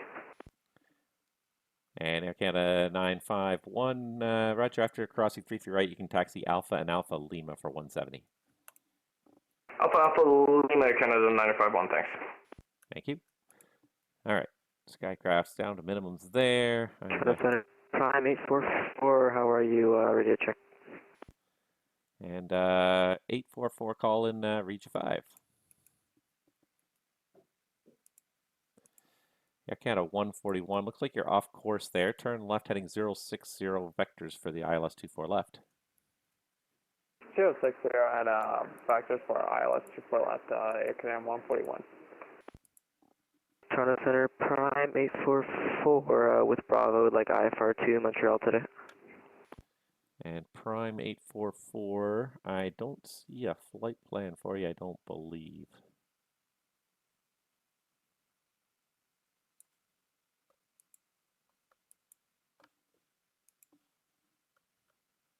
Prime 844, we just filed, sorry about that, you should see our flight plan now. All right, Prime 844, I do stand by, I'll get back to you here. Now I see it. It does look good. All right, Primary 844, you're cleared to Montreal Trudeau via the Dead Key 5 departure, Miglo transition, flight plan route. Departure runway is 23, squawk 0521. Prime 844 is cleared to Montreal via the Dead Key 5 departure, Miglo transition, then flight plan route, runway 23 for departure, squawk 0521, Prime 844. Primary 844, thanks. That readback is correct. Information in Toronto is Bravo. Give me a call ready for pushback. We'll give you a call for pushback, and we have Bravo 844. Air Canada 141, fly heading 050, descend 4000. 050, I'm down to 4000, Air Canada 141. Primary 4211, contract the Montreal Centre now, 128.77. Bonsoir, monsieur. 128.77. Thanks for the great ATC, Rob. We'll see you next time. Bonsoir. Take care. Good night. Hey. All right. Who else we got? Oh, we got a flare flight in here going to Halifax as well. Didn't even see him pop in here. All right. I thought it was going to start to get maybe a little slow because it looked like kind of my traffic had, well, I won't say peaked, but definitely had sort of passed off a little bit. But now we're back to, looks like we have lots of airplanes again. We got 4 outbounds here. One guy taxiing in. There's the primary 844. Got a couple guys up there. The Skycraft's going to circle around back to Oshawa. We do have the west satellite sector online, so I'm not going to control his arrival into Oshawa, but I will be able to clear him down there.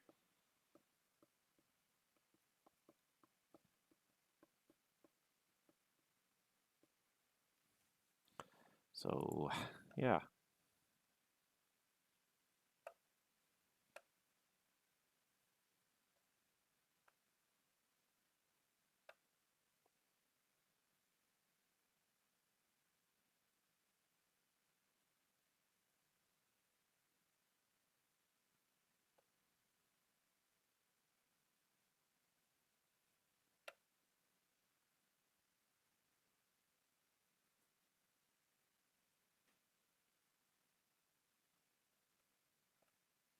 Alpha 650 Toronto Center at the satellite terminal on the ground in Toronto with info Bravo IFR to Hal, please. And it was a little bit broken up, but I believe that was Flare 650 calling. You're cleared to Halifax via the Dead Key 5 departure, Olaba transition, flight plan route, depart runway 23, squawk 0516.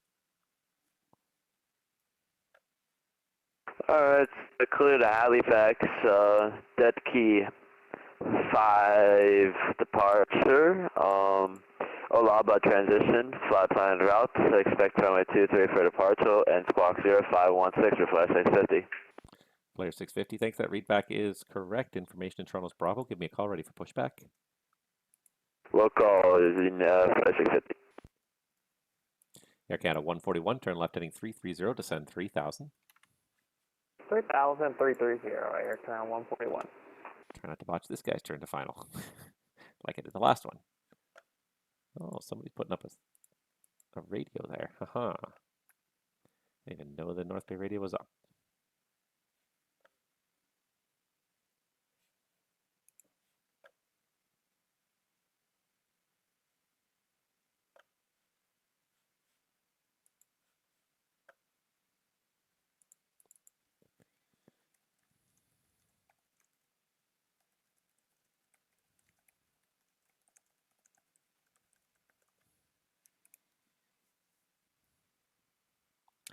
Some more freaks lighting up. Yeah.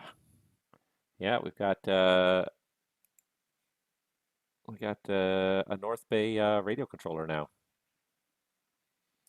Sometimes I hate this numbered policy, but anyways. But not Winnipeg. Well, the night is young, my friend. You know, it's prime time. There's a possibility that someone could come log on. It's always possible. Anything's possible. We do got some solid Toronto eastward coverage, though. We got Montreal now online. We got the Moncton Centers online, so got good coverage for everybody going east. So that's a good sign. Okay, whoever this is needs to call me.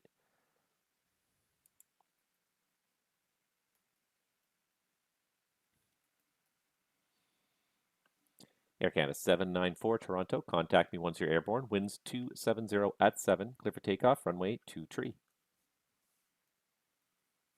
Clear for takeoff, runway 23, and contact when airborne, Air Canada 794. Toronto, good evening, Air Canada. 941, flight level 217, descending to line 3. Air Canada 141, turn left heading 270 to intercept. Cleared the ILS 24 left. 270 cleared, ILS 24 left, Air Canada 141. Air Canada 941, squawk cadent.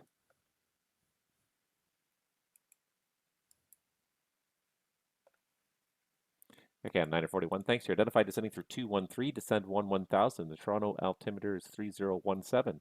It's information Bravo, runway 24 left. 24 left, descend 1000, and copy the altimeter, Air Canada 941. All right, looks like Skycraft is really down to minimums there now, 1,200 feet. He's got to be doing the go-around shortly here.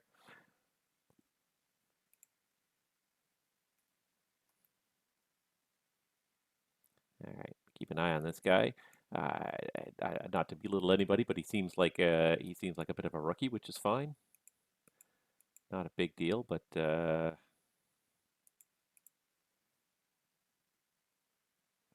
not a big deal. But just keep an eye on him.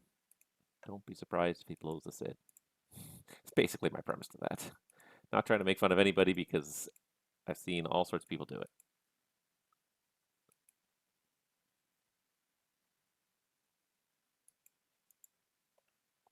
But we'll see. We'll see what happens here.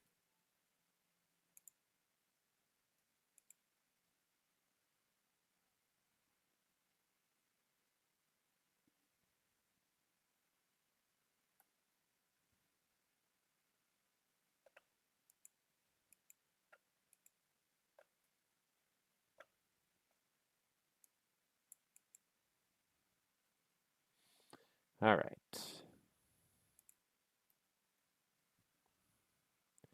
Air Canada 141. Toronto winds 290 at 8. Clear to land. Runway 24 left. Clear land, 24 left, Air Canada 141.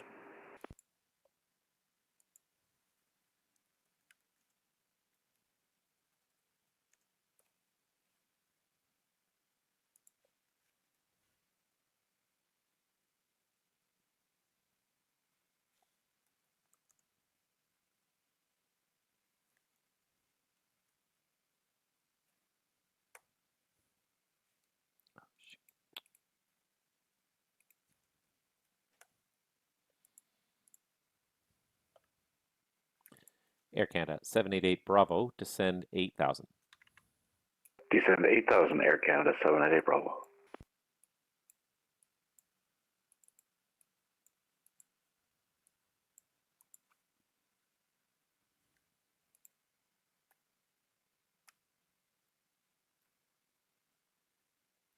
Toronto Center, Canadian 118, PDC identifier 577 Whiskey Gate 29, not information Bravo. Canadian 118. Thanks. That readback is all correct. It is information Bravo. Call me ready for the pushback. Clear to push, Canadian 118. Air Canada 794. Safe passing altitude. Air Canada 794 is passing 3,300, climbing 7,000. Air Canada 794.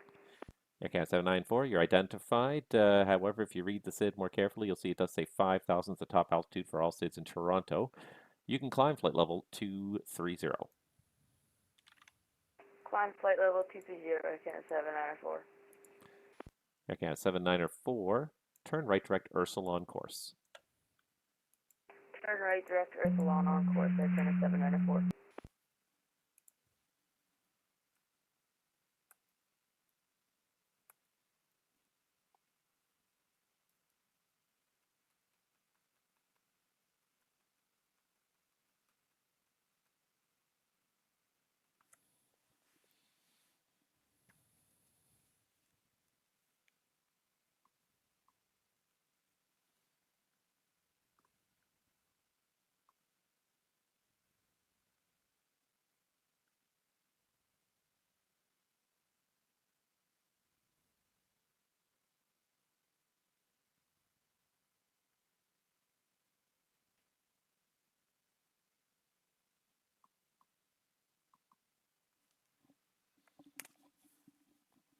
There he goes.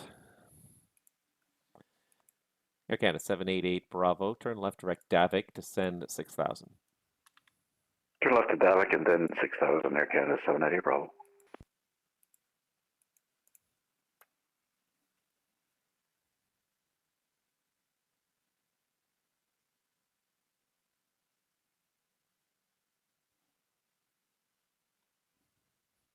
Air Canada 141, welcome to Toronto. Right turn Delta 4 if you got it. Cross runway 24 right. Right, Delta 4 and cross 24 right, Air Canada 141. Smoke 2535 Toronto, leave my airspace to the west. Winnipeg is not online. Switch to the honored frequency. Surveillance service terminates. Over to you, Smoke 25 at 35. Good night. Good night.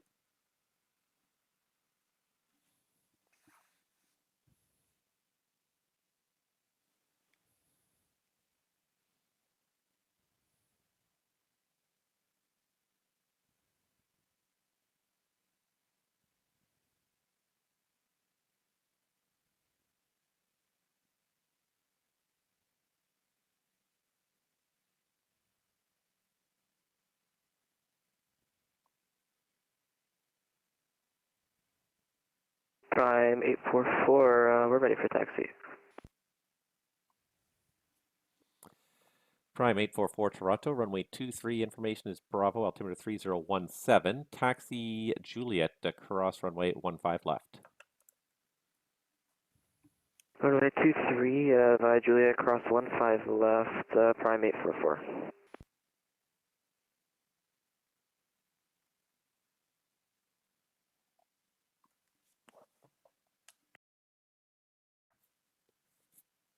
Air Canada 141, turn right on Delta, say parking. Right on Delta, and I'll take any terminal, Air Canada 141. Air Canada 141, okay, for arrival from Calgary, we're going to put you at gate 139. So taxi Delta, cross 33 right, Alpha and Alpha Kilo for gate 139.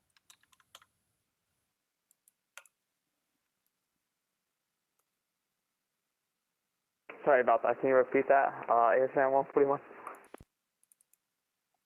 Air Canada 141, taxi for runway 139, gate 139 via Delta, cross 33 right, Alpha, Alpha Kilo.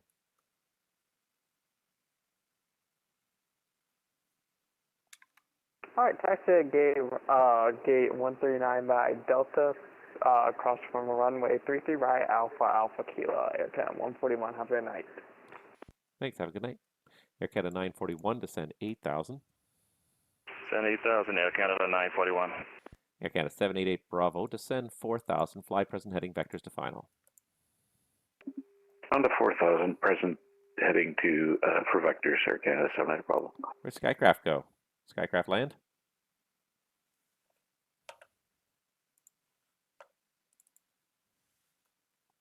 North Bay Radio from center?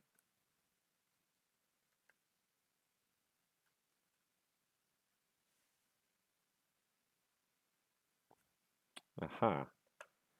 Since nobody uses names anymore, nobody knows who anybody is.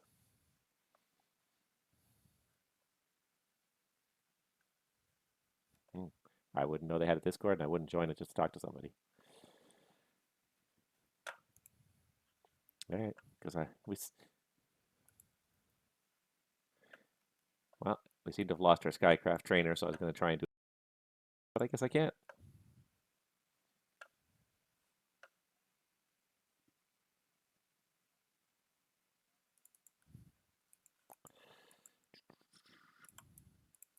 Canada 794, continue climb, flight level 380. Climb flight level 380, again, 794.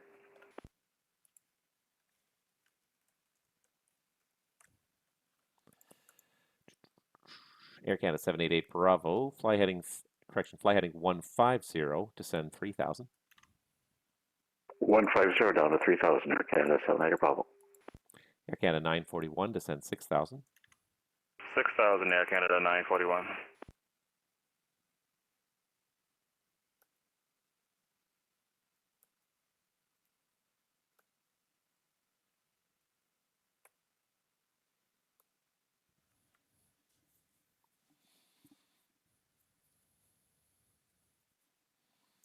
Every time I turn around, I'd look and oh, look, somebody else has connected to this network.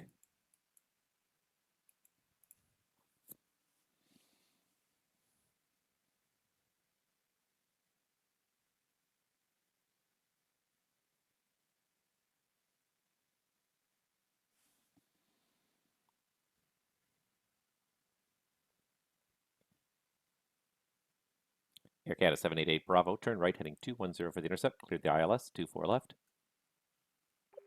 210 for the intercept, cleared the ILS 24 left, Air Canada 788 Bravo. Primary 844 Toronto, contact once you're airborne, the wind's 270 at 7, clear for takeoff, runway 23. Got runway 23, we'll contact you once we're airborne, prime 844. Air Canada 941, descend 4,000. 4,000, Air Canada 941.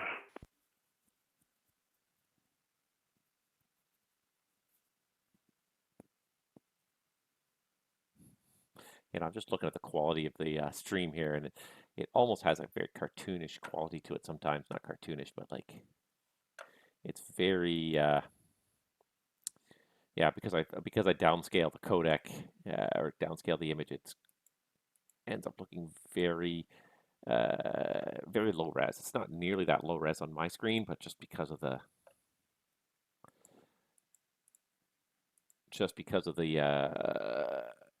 what am I trying to say here? That, like, the resolution that I'm broadcasting at, it ends up looking a lot more low res than it actually is. The colors end up looking a little. Toronto Center, good day. It's WestJet 374, clearance Ottawa. WestJet 374. I don't see a flight plan for you. Are you on the ground in Toronto? Oh, you know, I actually didn't click file. Give me a second. Okay, sounds good. Air Canada 788 Bravo. The wind's 290 at 7. Clear to land, 24 left. Clear to land, 24 left, Air Canada 788 Bravo. I mean, I've done that countless times. You should have it now. WestJet 374. WestJet 374, I do stand by. I'm 844 now, airborne, passing 1,200 feet. Prime 844, thanks. Identified climb, flight level 230. Level 230, Prime 844. WestJet 374 Toronto, you're cleared to Ottawa via the Verdo 7 departure, LSUB transition, flight plan route, departure runway 23, squawk 0500. Okay, cleared Ottawa, nope, the Verdo 7 LSUB, flight plan 230500 for WestJet 374.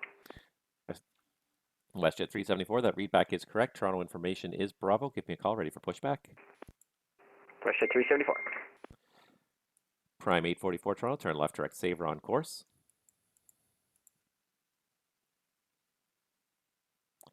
Prime 844 left direct Saver.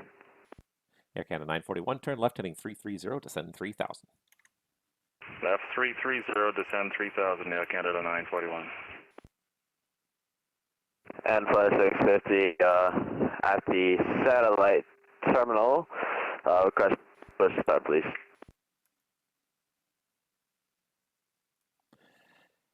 Flare 650, push back onto lane 1, tail to the east, call ready for taxi. Push on a lane 1, tail to the east, call for taxi, flight 650, thanks. Toronto Center for Prop Air 40, flight level 240. Prop Air 4800 Toronto, good evening.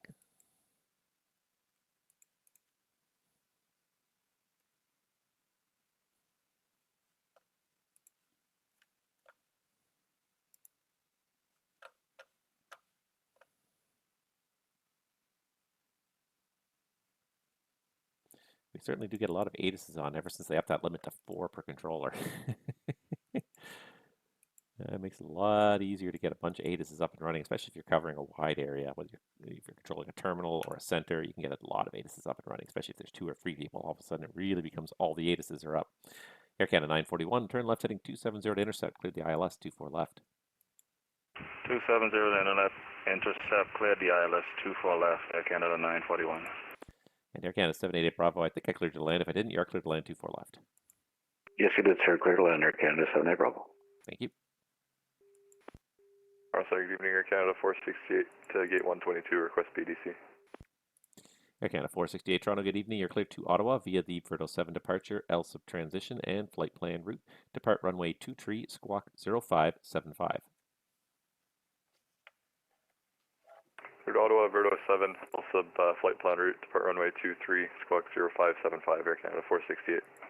Air Canada 468, thanks. The readback is correct. Toronto information is Bravo. Call me ready for pushback.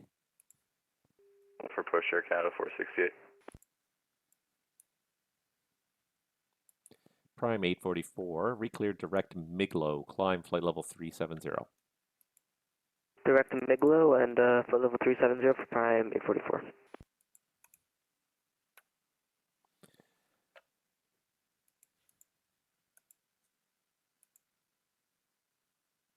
Air Canada 788 Bravo, welcome to Toronto. Turn right on Delta 4, cross runway 24 right when able, say parking. Exit right on Delta 4, across 24 right, and we're going Terminal 1, Gate 155. Air Canada 788 Bravo, thanks. Taxi, after crossing 24 right, taxi Delta, cross 33 right, Alpha and Alpha Lima for 155. Delta, cross 33 right, Alpha, Alpha Lima for 155. Thank you, Delta, Air Canada 78 Bravo.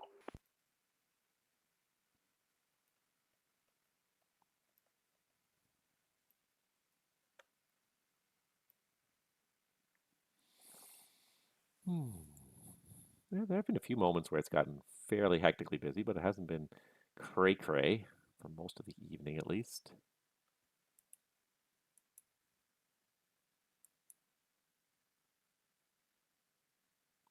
Didn't I have an Air Canada flight or a Jazz flight that was going down to Pittsburgh?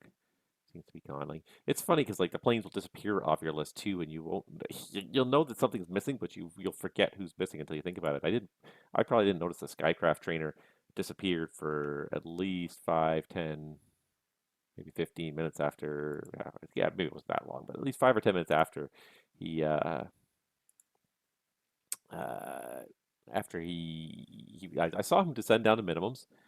I don't think I ever saw him climb back up to the missed approach altitude, so I don't know if he landed off the approach. It would be nice if the flight service station would answer, but I can't seem to get a hold of them, so yeah, because they might know what's going on at least.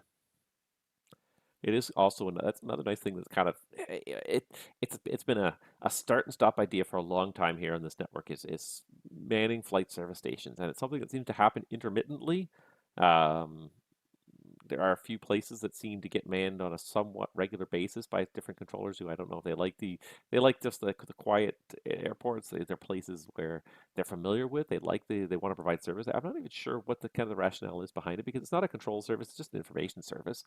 It's still a useful service, but especially on VATSIM where most of the time we're operating at a percentage of what the normal traffic volumes are worldwide. Air Canada 941, the wind's 290 at 7, clear to land 24 left. Clear to land 24 left, Air Canada 941. That you take a quiet place that just has a flight service station like North Bay, and how many airplanes have gone in and out of North Bay today? We've had the one Skycraft trainer. What are the odds that you'll see more than one in a day? Probably pretty slim. I won't say it never happened, but yeah, considering how you scale the real world operations down to the VATSIM network, and generally, the busiest airports in the real world are the busiest on VATSIM, but not at the same level. The quieter airports in the real world are even quieter than real life on VATSIM. So it's one of those things where I find like it's not. Yeah, I don't want to belittle position because I think it's a fun position to kind of do in and of itself, but it's not something that is. I don't know. I don't know what I'm trying to say here. Just not something that... Coordinator Canadian 118 is fully ready. Canadian 118, thank you. You can push back, actually. Canadian 118, I don't actually see your transponder on, though.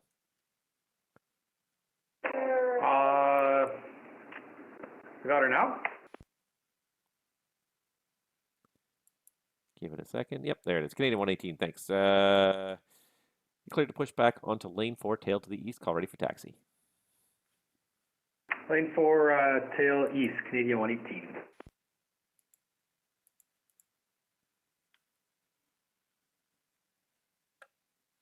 I was glad I don't have too many other controllers on tonight, because if I had people controlling the...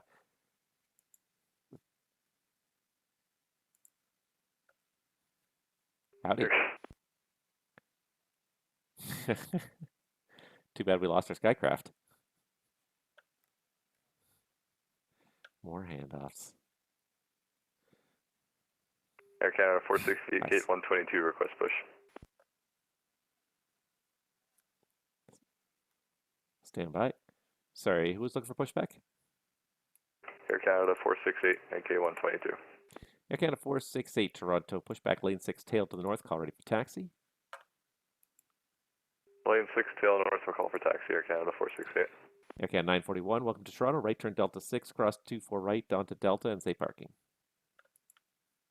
Delta 6, Delta cross, I believe it was 34 right, and we're going to gate 134.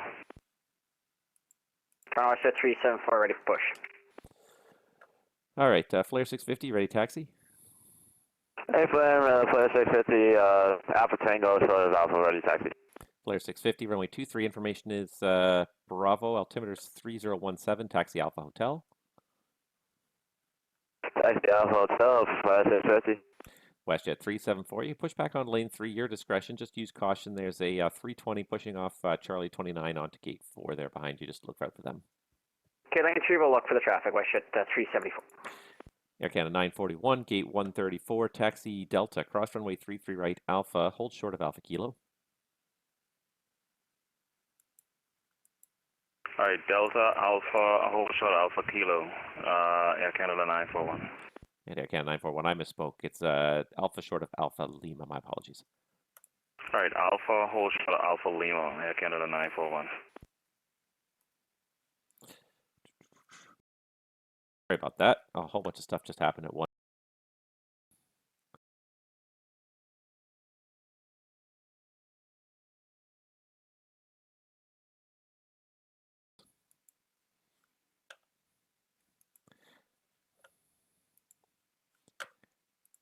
It's pretty VFR right now, most places actually. Just a few of the snow bands, but Toronto's wide open.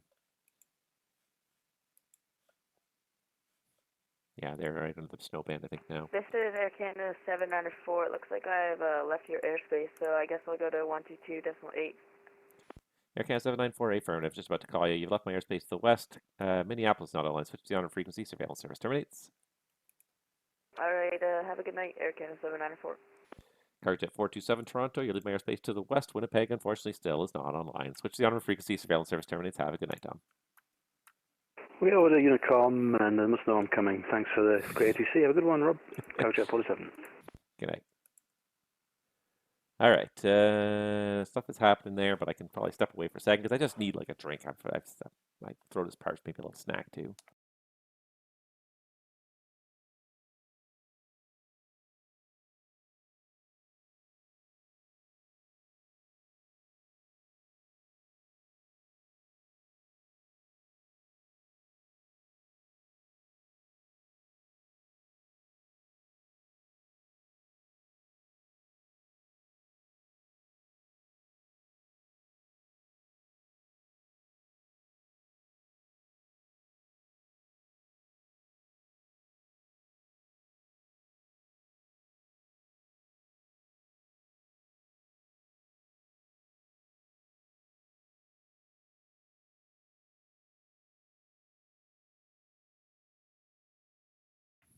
All right. Flare 650 Toronto, contact me once you're airborne. The wind's showing 270 at 6, clear for takeoff, runway 23. It's clear for takeoff, runway 23. No, my contacting, sorry for Flare 650. And Flare 650, it'll be me you contact once you're airborne. Oh, sorry. I thought I heard a frequency for Flare 650. No problem at all. Yeah, just call me when you're airborne. We'll call Flare 650. All right. Canadian 118 is ready to taxi. Canadian 118 Toronto, runway 23, information Bravo, altimeter 3017, taxi out Alpha Juliet, Alpha Hotel. Alpha Juliet, Alpha Hotel, Canadian 118. All right. I may shudder myself for a second because nobody wants to see me eat. And I'm just getting a little peckish here, so keep the stream going. I need a little recharge.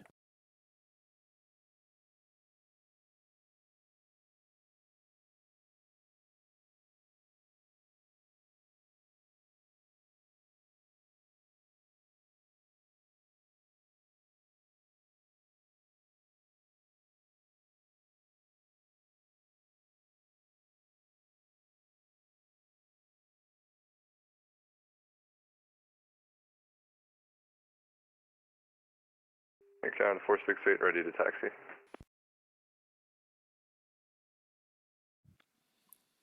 First Air Canada 941, taxi in Alpha Lima and lane 7 to gate 134. Alpha Lima, lane 7, gate 134, Air Canada 941. Air Canada 468, runway 23, information Bravo, altimeter 3017, taxi down lane 6, Alpha Kilo, Alpha and Hotel. Lane 6, Alpha Kilo, Alpha Hotel, Air Canada 468.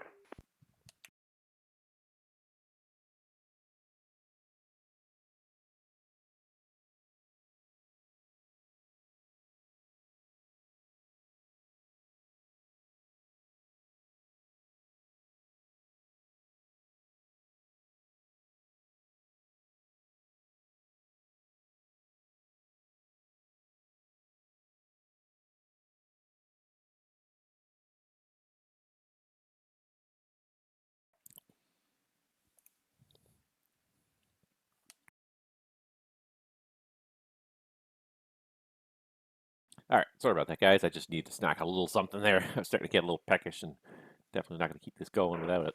Flare 650, airborne, 3 passenger 1,900 for 5,000. Flare 650 Toronto, thanks. You're identified. Climb flight level 230. Flight level 230, Flare 650. Looks like we have departure out of city here with the satellites heading off to us here.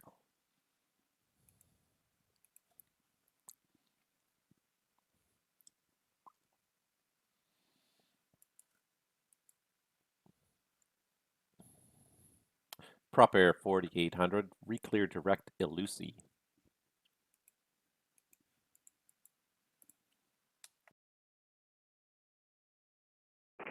Toronto Center, good evening. 2 p.m. Charlie Golf, Victor Mike Kilo, 2,900, climbing 4,000 direct Oakville.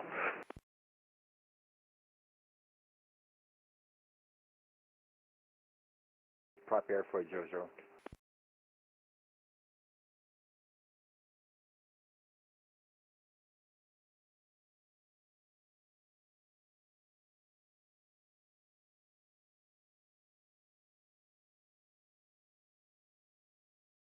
Carrier only.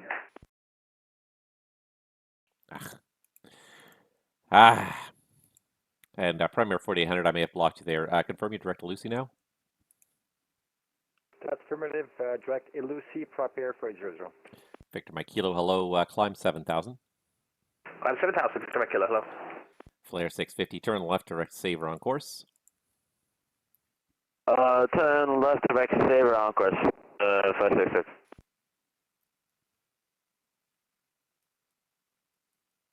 Canadian 118, short of 23 Hotel. Canadian 118 Toronto, contact me. Airborne, the wind's 270 at 6, cleared for takeoff, runway 23. Closing the air, clear takeoff 23, Canadian 118. Rouge 1967, Toronto Center, very good evening. We're ready to pick up clearance into Montreal, please. Yeah, Rouge 1967, Toronto, good evening. Oh, there's the flight plan, give me a second.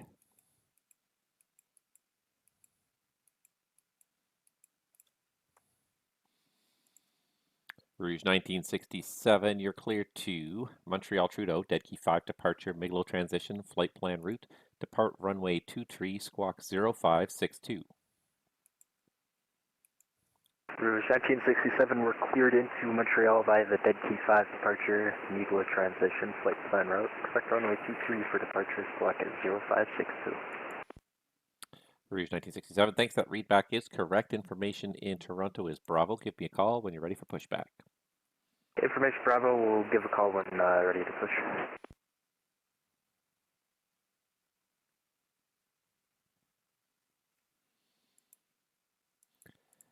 Air Canada 468 Toronto, line up runway 23 behind the departing 320. Line up 23, Air Canada 468. Toronto 374, right taxi. WestJet 374, runway 23, information Bravo, altimeter 3017. Taxi lane 3, Alpha Juliet, Alpha Hotel. Alpha Juliet, Alpha Hotel, short of 23, WestJet 374. Victor Mike Kilo, climb 9,000. Climb 9,000, Victor Mike Kilo.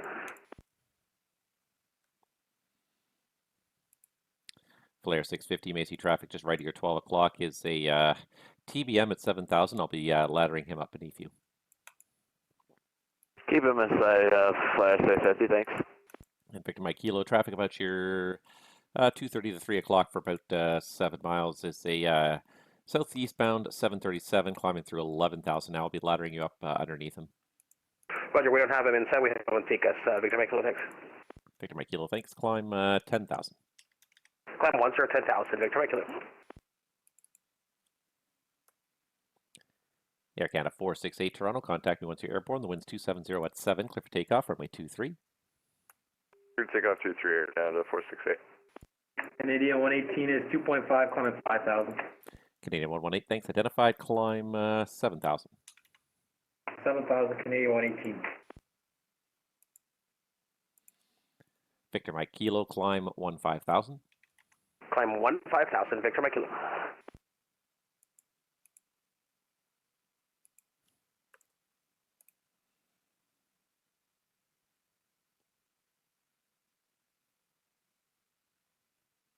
Canadian 118, turn left direct saver on course, climb flight level 230. Left direct saver up to 230, Canadian 118.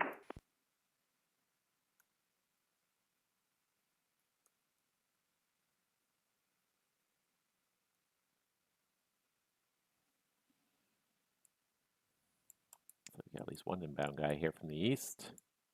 Yep, Air Canada 226 is inbound to Toronto. So we got a few things. It's kind of, that's not dying, but we're definitely kind of pushing all the departures out right now. We'll be busy for a little while, then the traffic will start to fade. Air Canada 468 off 23, 1,800 for 5,000. Air Canada 468 Toronto, thanks. Identified, climb flight level 230. Climb flight level 230, Air Canada 468. Air Canada 468, you're going to be on the runway heading for a couple of minutes here. The traffic ahead's also going Ottawa, so I'm going to need a few miles of in-trail spacing here. Roger.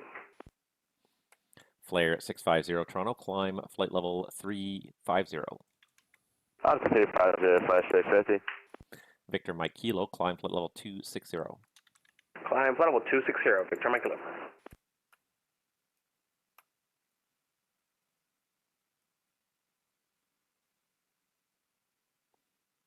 It must be just after the hour because every ATIS has refreshed itself now. They all keep Toronto at 374 Hotel, we're short, ready. WestJet 374 Toronto, contact me once you're airborne, winds 260 at 7, clear for takeoff, runway 23. Clear departure with you, clear for takeoff 2 for WestJet 374. Canadian 118, reclear direct Verdo on course.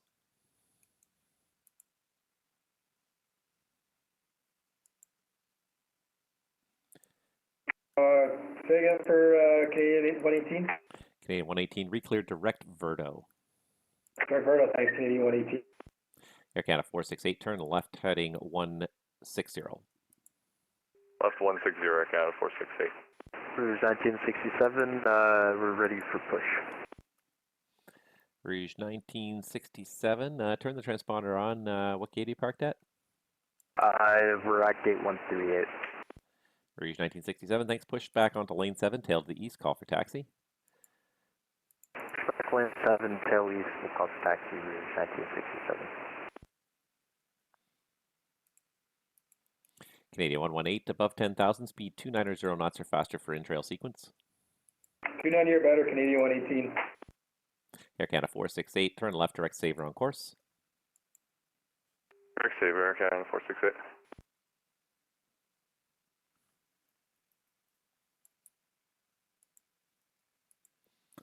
Yeah, so Tom at GT wants to know how I'm still controlling Toronto when there's approach controls on, and the answer is Toronto WestJet 374, 123, 1.3, climbing 5.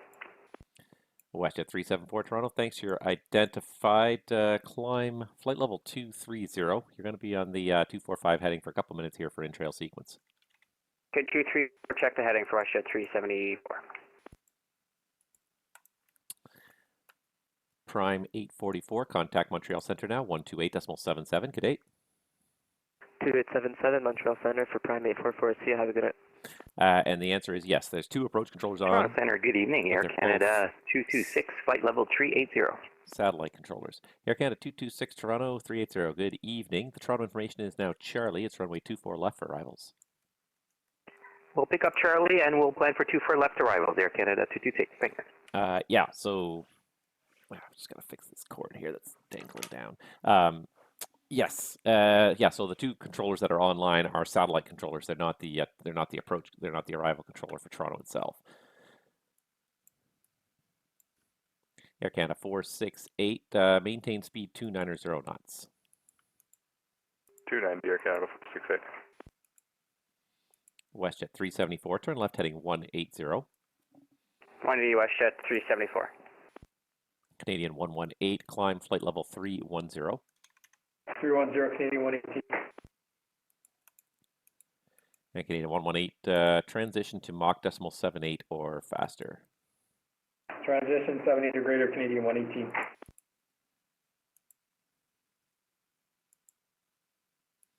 WestJet 374, left turn direct Sabre on course.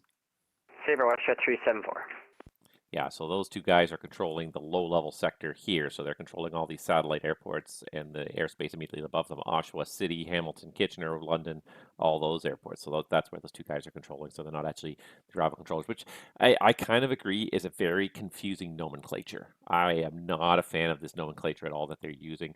They're trying to use it as a training position for learning radar operations without having to deal with the density and complexity of doing Toronto's direct operation. So I get that from a training perspective, but my gosh, is it confusing for all the pilots. Every pilot calls them up and says, hey, can I have a clearance? And like, we don't control Toronto. You have to call this guy over here. It's just like, so I get it from a training perspective. It makes sense, but the nomenclature with the way we name it, it's just, it's very frustrating.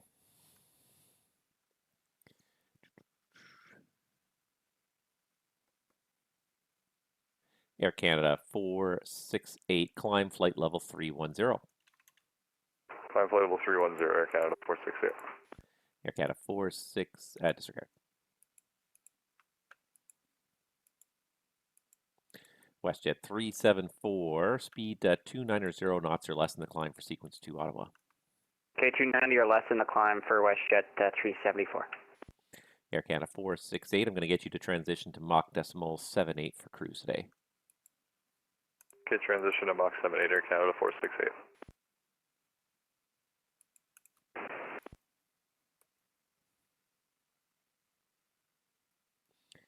Air Canada 226 Toronto, when ready, descend flight level 240.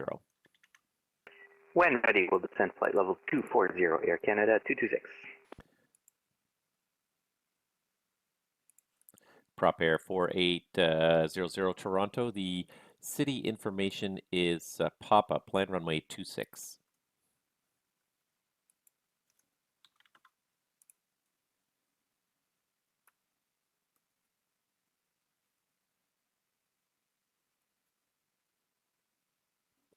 Prop Air 4800 Toronto, the information in city is Papa, plan runway 26.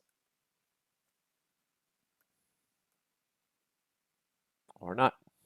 Nice to see an ATC's point of view. Thank you. Yeah, I'm glad you're enjoying it. It's a nice. 1967 Center, we're ready to taxi runway 23. Rouge 1967 Toronto. Thanks. Runway 23 information. Charlie altimeter 3017. Taxi down lane 7. Alpha Lima, Alpha and Hotel. Taxi lane 7 Alpha Lima Alpha Hotel for Rouge 1967. Yeah, that's why I enjoy sharing it. I think it provides interesting insights. That's why I got into this. It's one of the reasons why I got into this. I got into this to learn the other side of it, to learn the ATC's perspective and try and understand why the seemingly random things happen that happen. And there's rhyme and reason to the stuff ATC does, but when you're only focused on your one little sliver of reality as a pilot, as your this is the one thing I'm kind of dealing with. It's very easy to kind of forget that you're part of a bigger picture and that you can't see what the big picture is from the flight deck. You get some sense of it sometimes from listening to radio and listening to what the other radio calls are that are going on, but it's only ever a partial picture at best.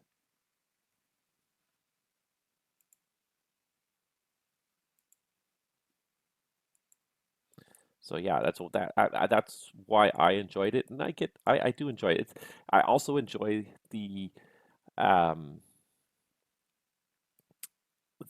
puzzle element of it, if you will, like the the challenge of trying to maintain good traffic flow, good spacing, try to make everything work as efficiently as possible while following all the rules.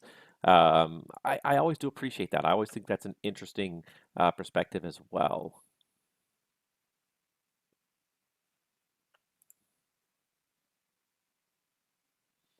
So yeah, I really do enjoy. This is hands down one of my favorite hobbies.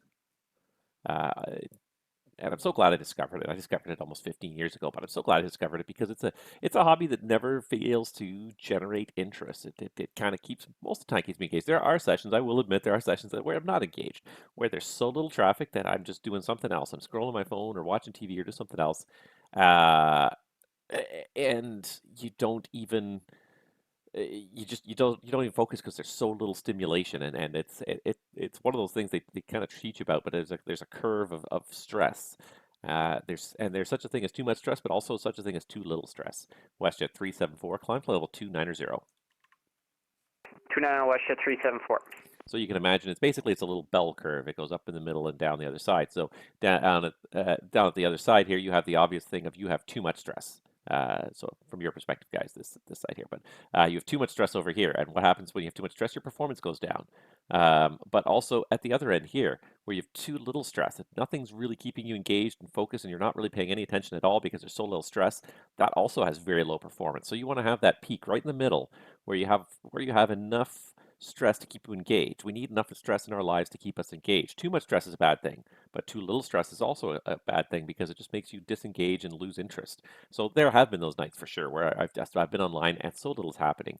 And it's hard for me to engage at all. Uh, it happens from time to time. It just does. It's just a fact of life. Just the way the vagaries of the network work. Some days there's lots of people online. Some days there aren't. Some days they're there for other events. Sometimes they're not. So, but most of the time I do enjoy the challenge, even if it's not super busy. I do enjoy trying to get as many airplanes through my space as quickly as possible, as efficiently as possible, and I enjoy trying to flip it around on everybody else and trying to give them that realistic immersion, so you feel like you're really doing it. Victor Mike Kilo, Toronto, you leave my airspace to the south. Cleveland Center is not online. Switch to the honored frequency and surveillance service terminates. Good night. Switch to onward frequency. Victor Mike Kilo, great job as always. Okay. Take care. Prop Air 4800 Toronto, when ready, descend 6,000, cross Elusi level at 6,000. All right, run ready down to 6,000. We'll cross Elusi at 6,000, Air 4800. Prop Air 4800, thanks. And I didn't give it to you, but the city altimeter is 3018. All right, city altimeter is 3018, Prop Air 4800. Thank you. Tom GT just wants to know how things are going IRL. Things are going pretty good. This last month was simultaneously hectic and quiet. It's weird that it can be both things at the same time, but hectic with a lot of things. There wasn't a whole lot of flying going on, but there's a lot of stuff going on. This month we're getting more back into the flying again, so it's kind of nice to get back in the saddle. It was kind of for a little while I was not really doing any flying, so that was. It wasn't frustrating. It was kind of nice sometimes. Sometimes it's nice to get a little bit of time off and have a little bit of time off, but it was nice to kind of climb back in the saddle this month and really kind of go at it again. So it's been very nice to kind of just the last week or so get back in the saddle and start flying more again. I'm very happy with that. But yeah, things have been going pretty well. Can't complain. Otherwise, yeah, just sort of getting ready for Christmas now. We put up all our Christmas decorations just the other day, so I think we might almost be ready. Rouge 1967 Toronto, contact me airborne. The wind's 270 at 6, clear for takeoff, runway 23. Rouge 1967, clear for takeoff, runway 23, we'll contact on airborne. Yeah, so kind of just nice. We've sort of been, we decorated the tree, not yesterday, but the day before, and kind of got some stuff up and going for Christmas. That's been good, sort of like the big thing we're kind of looking forward to. And they're, it's going to be, I'm hoping it's going to be a fun time this year. Yeah, hope things are going well for everybody, really. I mean, yeah, now we're kind of like, now we're moved past the launch debacle. I was just reading today that they say, oh, FS 2024 is fixed now, and our servers have like 99.999% uptime, which is good, which is really good, but like it's still like it begs the question, like how did you fall so far right off the bat? It is what it is, and they got it done, but yeah. I was unimpressed with it. I've read some things. You know, the career mode apparently is a frustrating grind for most people, and I guess I get it to a certain degree that they were trying to gamify it, but you have to know that a big market of your customers are not necessarily looking for a grinding experience as a flight sim, you know, and if the career mode is too grinding, they're definitely not going to participate in it. Am I interested in it? Yeah, I think it could be, it could have some interesting stuff in there, you know, interesting mission choice and things like that. Like it's kind of always good to give people a chance to have those missions, but in Flight Simulator especially, you don't, those should not be mandatory by any means. There's always lots of stuff to do in Flight Sim without missions. So, 1967, 1,500 feet. Rouge 1967, thanks. You're identified. Climb flight level 230. 230, Rouge 1967. So Thomas says he's holding off for 3 to 6 months for 2024, and I am too. It wasn't intentional. I kind of was waiting and hoping someone's going to get it for me for Christmas. Not anyone on here. I was hoping kind of my family, they were looking for gift ideas, so I thought that might be a gift idea. But yeah, I definitely want to wait a few months before I try it out myself. Like I want it to be, I want other people to go through the teething issues. I want it to be relatively stable when I get to it because I don't like dealing with sim issues. I like getting up and flying with the airplane, dealing with airplane issues. I don't want to deal with trying to troubleshoot my sim. Rouge 1967, turn left, direct saver on course. Left direct saver on course, Rouge 1967. Canadian 118 Toronto. The Ottawa information is showing, where do I have it here? Showing golf. It was advertising 25 and 32. The arrival controller will have an actual runway assignment for you. Golf, check comments, Canadian 118. Canadian 118, when ready, descend flight level 240. 240, when ready, Canadian 118. Canadian 118, in the descent, transition back to speed 290 knots or better. 290 or better, Canadian 118.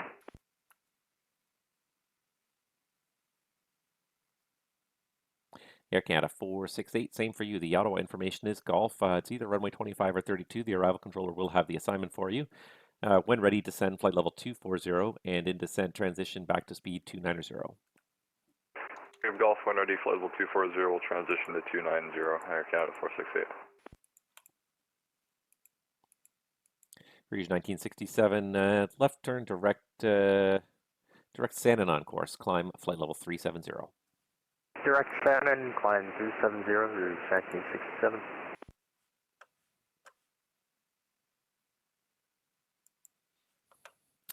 And Thomas says 2020 is doing just fine, which is 100% my sentiment on it exactly. It's doing just fine. It really is, like the visuals are really quite good in it. You know, it's very engaging. I don't see too many issues with it. And what can I say? I mean, I worry about the server issues 2024. I'm sure that when it works, it's a great sim.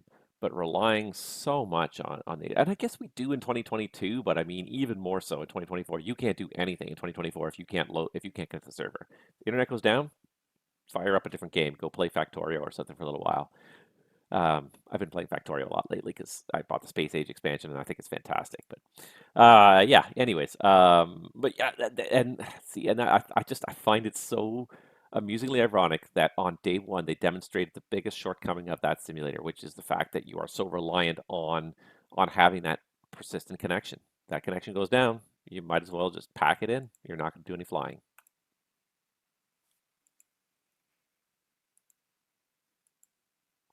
WestJet 374 Toronto. The information in Ottawa is golf. Runway 25 and 32 being advertised. Arrival controller will have the assignment for you. When ready, descend flight level 240. Okay, when ready, down 240, and we've got golf on board, WestJet 374. And WestJet 374, I'm not sure if I ever gave you a Mach number for cruise. What are you doing right now? We're 77 on the Mach for WestJet 374. Okay, WestJet 374, that works just fine for me. No faster than 78, and in the descent transition to speed 290 knots or less, you're number 3 in the little wagon train there. Okay, we'll maintain 78, no more than 78, then 290 in the transition, WestJet 374. Thank you. Air Canada 226, descend 7,000, the Toronto altimeter 3017. Descend 7,000, Air Canada 226. Flare 650, you can contact the Montreal Centre now, 128.77. Good evening. 2877 for 650, have a good evening. All right, and then now we're going to start sending these airplanes off to Montreal shortly, and then it's going to get quiet. Coming from P3D, 2020 was evolutionary. I think 2024 is evolutionary. Sorry, it just cut off by the edge of my screen here. Evolutionary and evolution. Yeah, I think 2020 was revolutionary. 2024 is evolutionary and incremental compared to 2020. It's just great to have so many great options. Well, yes, and 100%, absolutely. I mean, it's coming from where we were with just like, oh, here's FSX and here's like P3D version 2. These are your options. It's fantastic what we have available to us as simmers. We're spoiled now. We absolutely are, that we can sit here and make these choices and say, oh, I don't want to fly 2024. It's not good enough for me. I want to fly 2020. Like, you're right. You're absolutely right. We sound like spoiled children sometimes. But I think I find it hilarious that they so quickly demonstrated the exact problem with 2024 on day one. The problem that it's going to just. Did I clear my? I thought I did. I reached 1967. I think I cleared you higher, but I may not have marked it down here. Climb flight level 370. Yeah, you gave me instructions. We're currently climbing 370, Rouge 1967. I thought I did, but yeah, I couldn't remember it, and I didn't mark it down, of course. One of those Mondays, huh? It's a sign it's almost time for a shift change. Looking forward. But yeah, I tend to 100% agree. 2024 is a step forward, but again, also a step back in a way. Just that server dependency is going to be a step backwards for all of us. Unfortunately, I really wish it wasn't true, but I think it's been demonstrated time and time again in the society that depending on a consistent, constant connection to the internet for everything is not necessarily the best way to run everything. Canadian 118, contact Montreal Centre now, 128.77. Good night. 2877, Canadian 118, see ya. And Canadian 118, I forgot to tell you, but check in with the speed. And he's gone. That's okay. It's my fault. Hopefully the tag is self-explanatory anyways.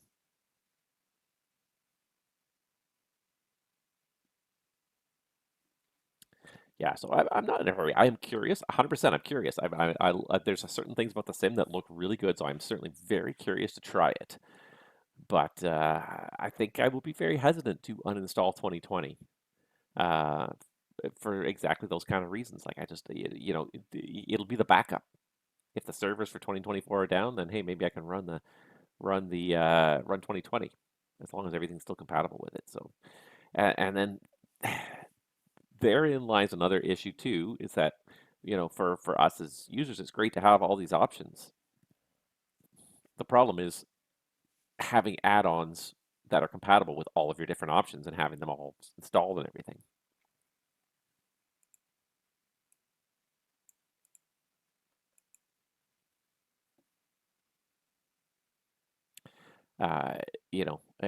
And the extra weight on the developers to develop for multiple platforms simultaneously. I feel like a lot of developers are going to move forward to 2024 and kind of not look back. But Air Canada 468, contact Montreal Centre 128.77. Check on with the speed restrictions. 2877 with the speed, Air Canada 468. Thanks. Good night. Good night. So therein lies another problem. We get too many sims. It becomes very hard to have a solid marketplace. It becomes very hard for developers to develop good products for all these simulators. Now, hopefully 2020, 2024 are similar enough that hopefully some development can continue in tandem. Yeah.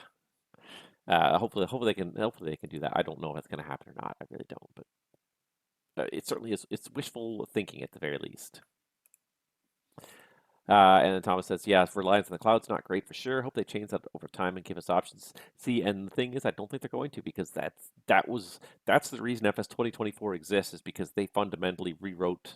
They didn't rewrite, but essentially they rewrote the way the sim functions right from the ground up. That's why it had to iterate. That's why they couldn't iterate it and say, well, this is 2020 version 1.7 or whatever. They had to go and say, this is a new version because it's so different. It requires an iteration.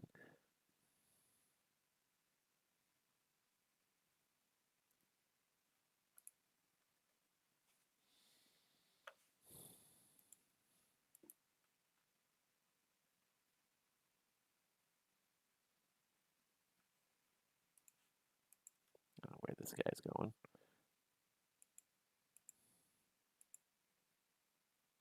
So I don't see them giving us that option back. I see them as keeping FS 2020 open for a long time as the alternative. I think that's kind of how Good evening, this is United 205. Our intention is to do a full stop in Toronto. We're at 10,000 feet.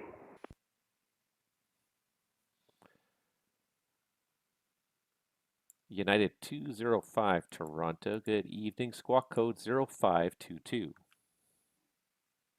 Squawk 0522 United 205.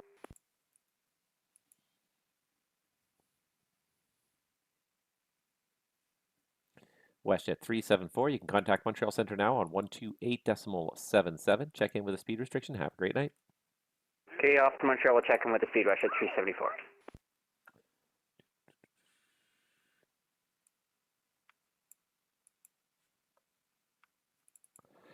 United 205 Toronto. Thanks. You're identified at 9,800.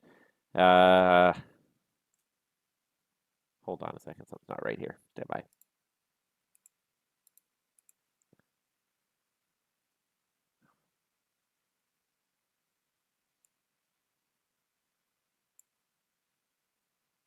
I hate when this list moves underneath me. I'm trying to click stuff. There we go. United 205, there we go. You're identified at 9,800 feet. The Toronto information is Charlie. Runway 24 left. You appear to be way off course from the arrival here. So fly present heading and descend 8,000 vectors for final.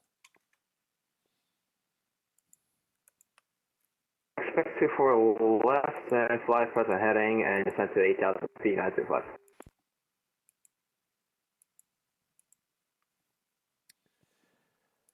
Yeah, so I'm hoping that that's the case, that 2020 sort of stays as our offline alternative, and I think that's the best way to manage it. I don't think they can convert 2024 because it's designed to be built from the ground up as a streaming system. Is this going to go to the right guy? Yeah, I think so. Yep.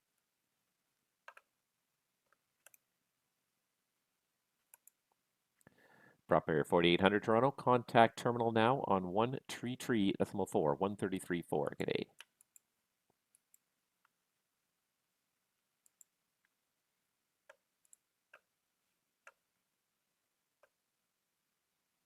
All right, going over to 133.4, prop air 400. Air Canada 226. Proceed direct to Lisdu. Descend 4,000. Direct Lisdu, descend 4,000. Air Canada 226.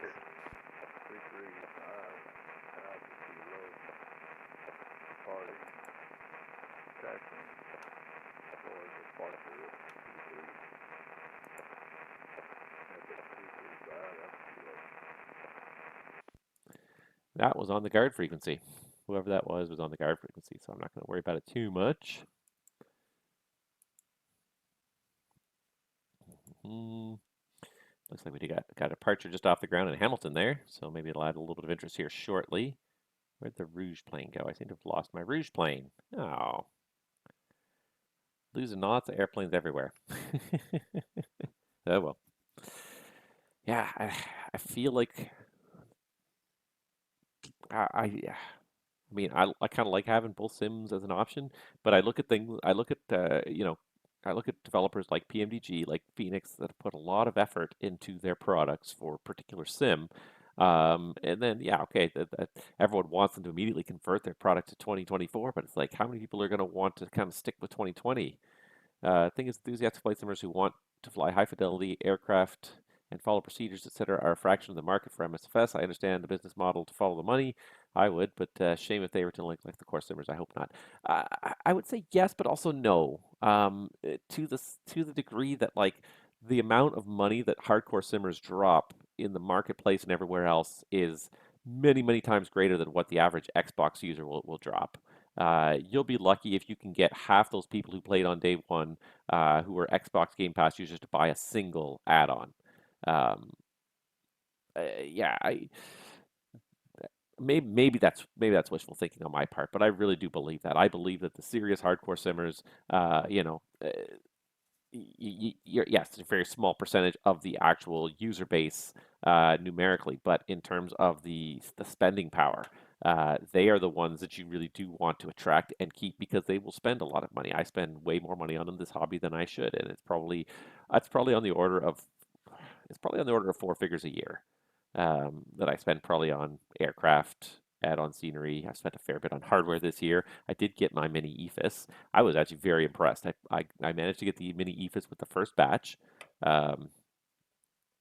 and yeah, they sold out the first batch of mini EFIS in 23 minutes. A lot of Kickstarter backers still didn't even get one because they didn't have enough in stock. They're not selling any that they don't actually have physically in their warehouse that are still in production. They're not pre-selling any production, which is kind of a nice thing. It's a little bit annoying when of course you're the person who of course couldn't get through in time and it's sold out by the time you get to it. Of course, 100%. But they are going to continue to bring more stock online. The factory's still in production, so they're going to continue to bring on a couple hundred units every week, I think, and try to sell them out. But I have to say, like, it shipped.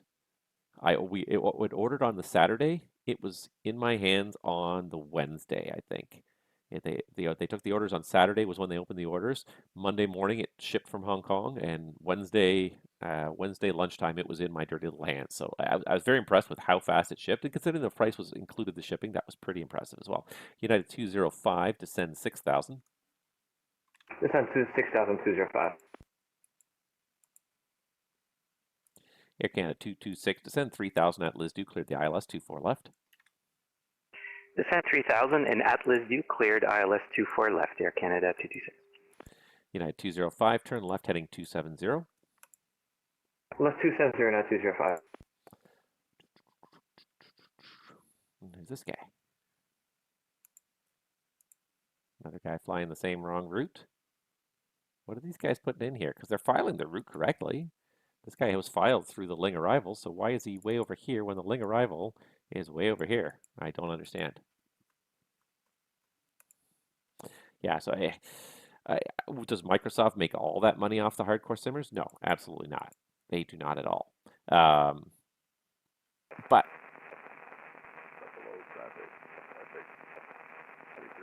there's still a lot of money to be made off that traffic, off that small hardcore group. That's the group you really want to appeal to because they spend a lot of money.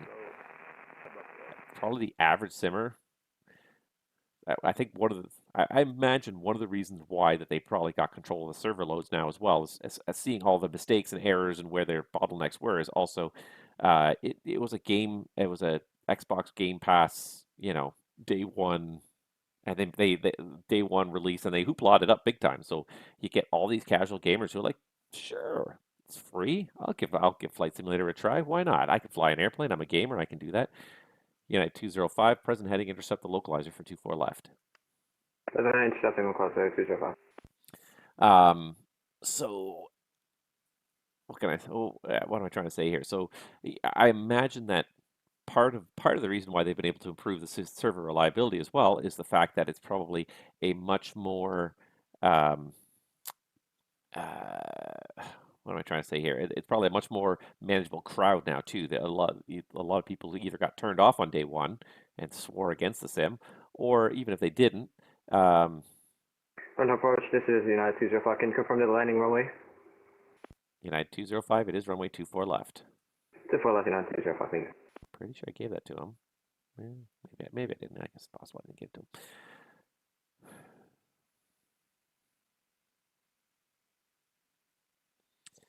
I still use the Virpil HUDs for everything. It was expensive, but standing the test of time in terms of quality, configurability, and craftsmanship. Yes. That is something I certainly wonder about with my mini cockpit stuff. I mean, certainly I don't fault the developers. I think they will definitely have tried to build the best peripheral they can, but I do wonder about its longevity. And again, I don't wonder about it in a I don't think they can do it sense. United 205 to send 3,000. You've gone through the localizer, so back left heading 210 to reintercept. 210 for the intercept and send 3,000 at 205. Yeah, I don't think they're profiteers that are trying to make a lot of money off of this per se, off of what is a very kind of niche item. But I'm so impressed with how good the whole thing feels. The push-pull action of those knobs is huge. And Tower United 205, localizer established for runway 323 left, I think. Yeah, United 205 negative. It's runway 24 left for arrivals. Turn left heading 210 to intercept 24 left localizer. Air Canada 226. The Toronto winds are 280 at 7. You're clear to land 24 left. Clear to land 24 left, Air Canada 226.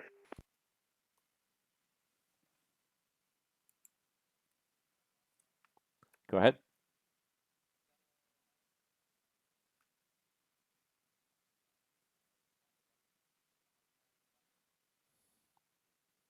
Yeah, that works fine. Keep them 3 at least until they're maybe 15 miles away from the Toronto at least, and that's fine by me.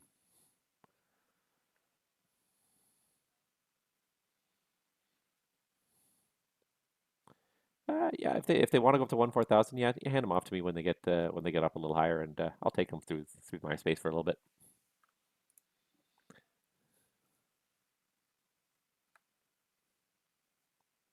Okay, we'll do. United 205. When you intercept, you're cleared the ILS runway 24 left. Let me stop the quick ILS, runway 24 left, United 205, and also localizer intercepted.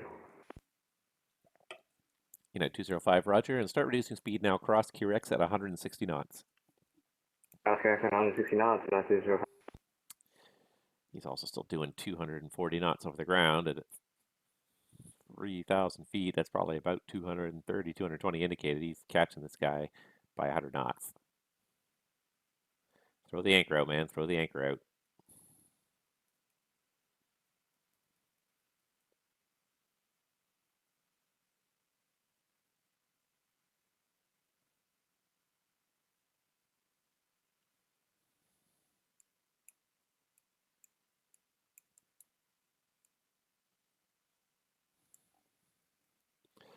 All right, well, I've been online for it's getting close to 3 hours now.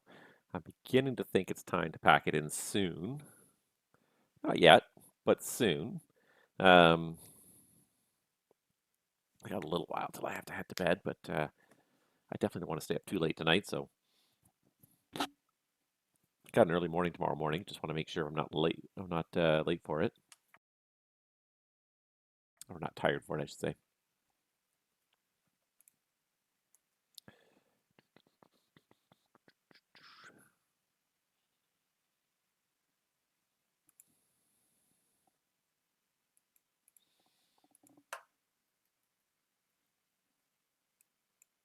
We got a couple of inbounds from the east, so we'll stay on for a little while longer, see what's going on here. We got a bunch of inbounds coming in from the east now, so we kind of gotten through our departure wave. It's getting into the late. Center, good evening, this is Air Canada 1490, flight level 290 for flight level 300. With you. Air Canada 1490 climbing to 300. Good evening. Alright, we'll continue our climb to 300.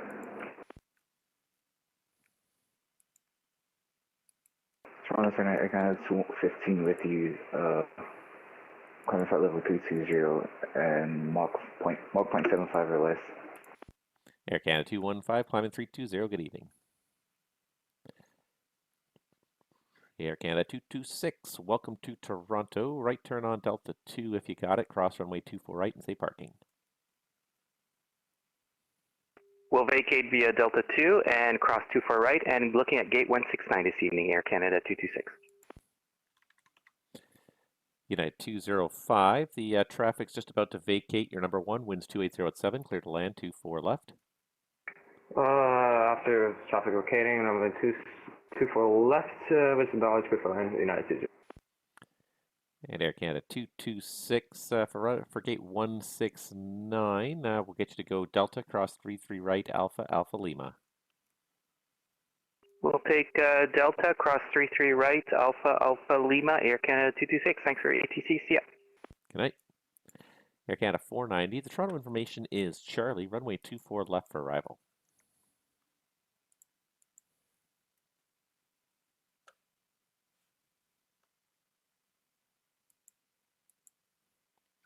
Air Canada 1490, Toronto information is Charlie, 24 left for arrival.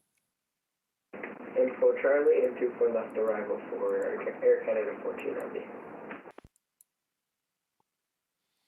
And Air Canada 1490, what was your planned, or what's your planned Mach number in cruise? We were told 7.5 or greater, which we are reaching because we just stopped our climb, sir. And Air Canada 1490, okay, perfect. If you can actually increase to 7.6 or greater, as traffic behind you is still kind of catching up. Alright, 7.6 or greater for Air Canada 1490.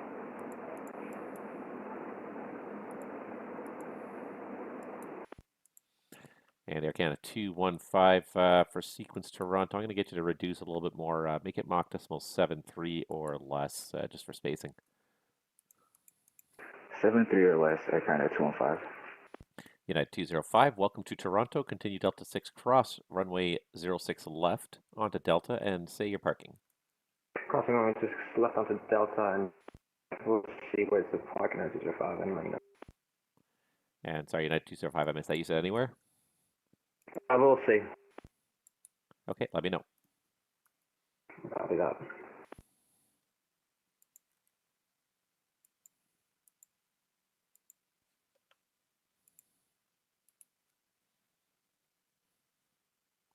And then there's this guy over here who's sailing through my space that's not talking to me. What's that, go ahead?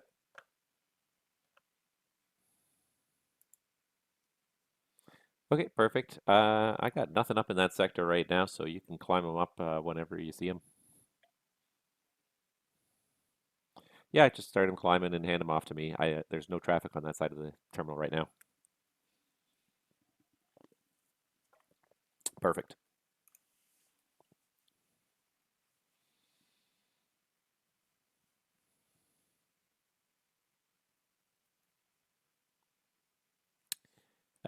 Yeah, direct numbers are good.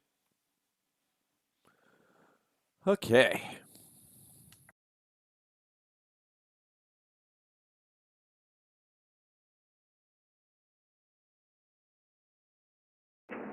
Toronto Center, Air Canada 1490. Can we step away from cockpit for 5 minutes? Air Canada 1490, that's approved. Let me know when you're back. We'll let you know when you're back. United 237, altitude 8,000.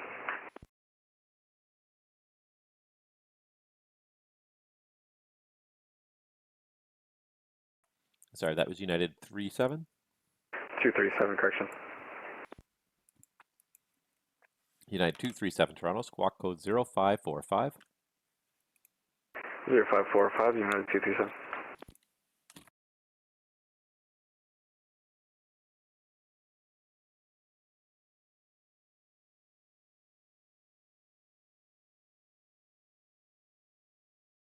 Average United 235, can we request gate 175? United 205, gate 175. Okay, taxi Delta, cross runway 33 right, and Delta Papa. Delta cross runway 33 right, Delta Papa, United 205, thank you. United 237 Toronto, thank you. You're identified at 8,000. The Toronto information is Charlie, runway 24 left. You seem to be way off the arrival, so just fly present heading vectors to final.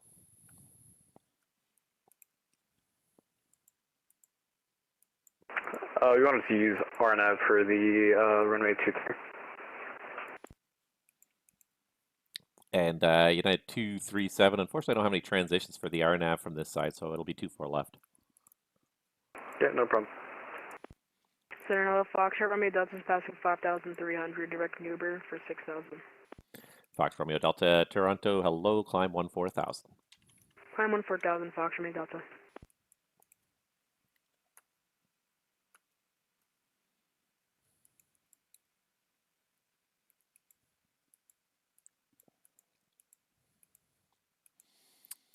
Air Canada 215, the spacing's looking a little better now. You can be Mach 7.6 or less now. 7.6 or less, Air Canada 215.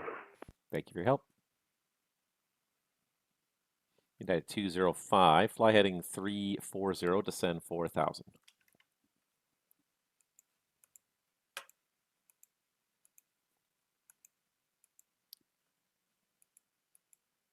United 237 Toronto, fly heading 340, descend 4,000. Descend 4,000, flight level 340. Yeah, United 237 negative, it's heading 340, heading 340, descend 4,000. Flight level 4,000. Toronto Center, good evening. It's FedEx 155 Heavy with you, climbing through 17,800 for flight level 230. FedEx 155 Toronto, identify climb, flight level 320. Climb 320, FedEx 155 Heavy. Air Canada 215, request 5 minutes away. Air Canada 215, that's approved. Let me know when you're back.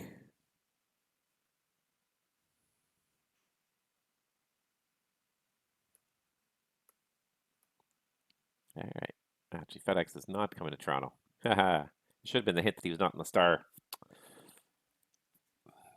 I fell for that one.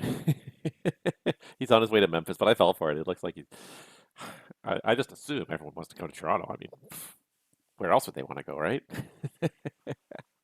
And I fall for it. I fall for it every time. Oh, well. It's okay.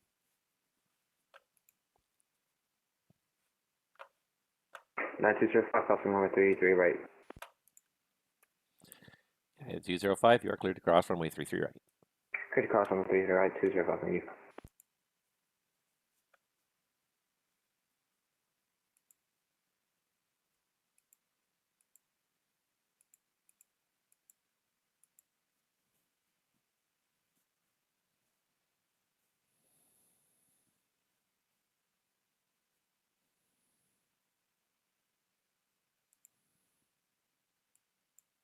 And Foxtrot Delta, can we, if able, can we get the ILS 15 at London?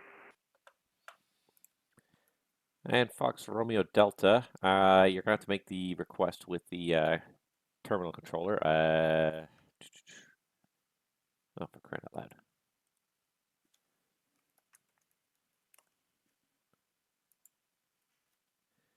And Fox Romeo Delta, you're going to have to make that request with the terminal controller when I start you back down again here. Did you want to go to a fix, though, for the ILS? After Newber, we'd like to go to a fixed waypoint. Yeah, that's what we like for Fox Romeo Delta. All right, Fox Romeo Delta, stand by. Let me see what I can work out for you. Roger. United 237, turn left heading 300. Left 300, United 237.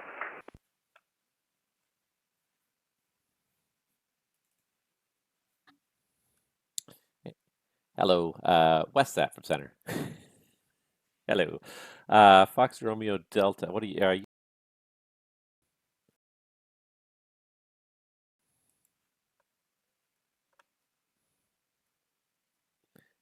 Stand by 1 second.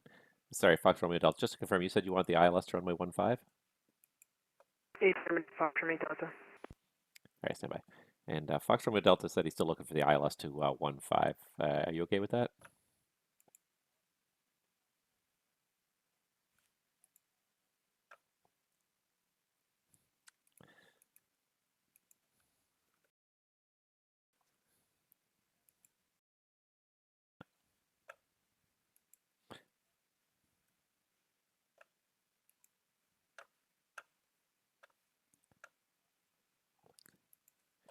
All right, Romeo Foxtrot Delta. The terminal has approved your request for 15 and stand by 1 second. Break. United 237, left turn 270 to intercept. Cleared the ILS 24 left. Cleared ILS left 270. Romeo Foxtrot Delta. Yeah, the terminal's approved your request for runway 15 at London. You can proceed direct Olexi at this time. Okay, direct Olexi for Fox Romeo Delta.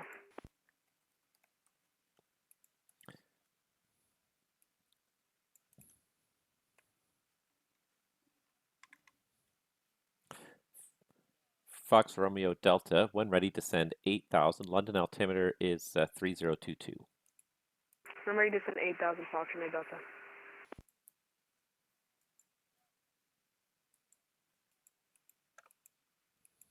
You could look in FlightAware and try and figure it out.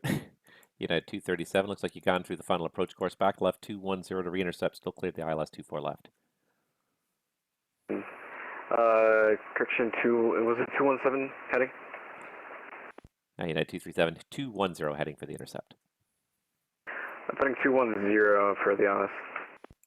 Air Canada 1490, are you back? We're back for 1490. Air Canada 1490 Toronto, when ready to send 7,000, the Toronto altimeter 3017.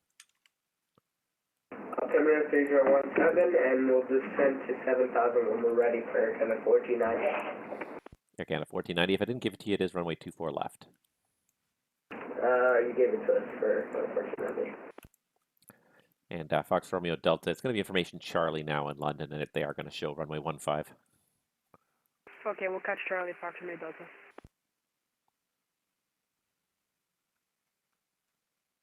Air Canada 215 Toronto, it's information Charlie, runway 24 left, one ready, descend, flight level 240.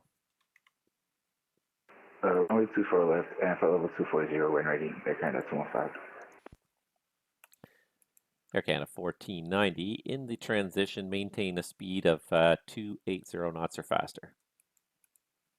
280 knots or faster in the transition for Air Canada 1490.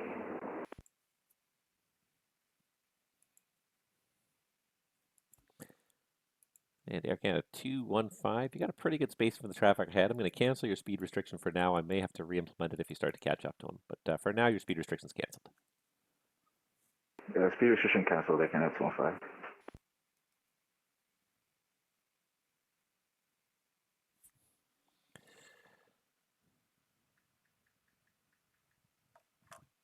United 237, the Toronto winds 290 at 6, you're clear to land, runway 24 left.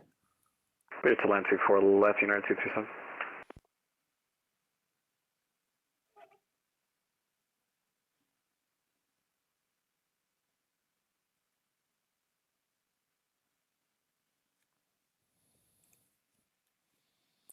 All right, we've got a few more arrivals coming in. It's kind of petering out, so I'm thinking that as it peters out, I may eventually pull the plug here. Got a couple of arrivals going on right now, and a couple more a little further out.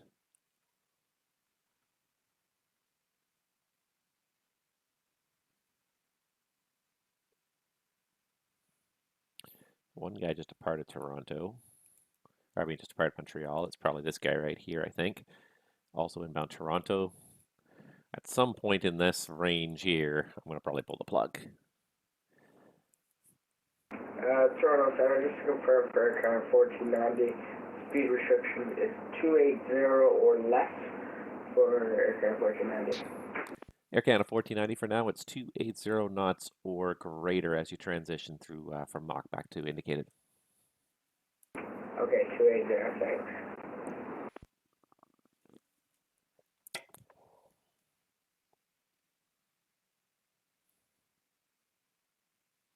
Toronto Center, hello, very good evening, Canada 1453 with you, flight level 300. Air Canada 1453, flight level 300, good evening. Romeo Foxtrot, Foxtrot Romeo Delta, excuse me, contact terminal now on 119.3, g'day. Terminal 119.3, Fox Romeo Delta, thank you very much for your service, bye. Take care.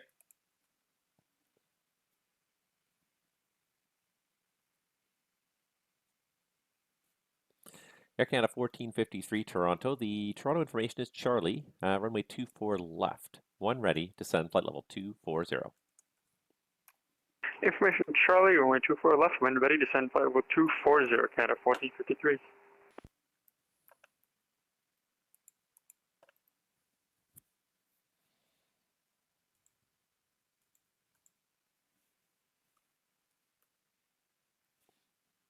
United 237, welcome to Toronto. Turn right Delta 4, cross runway 24 right, and when able, say parking.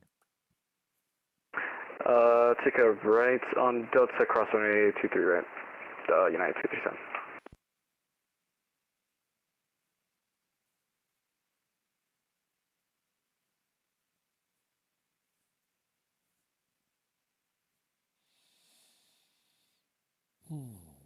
Okay, they're both doing their thing. They're climbing, they're descending. It's all looking good.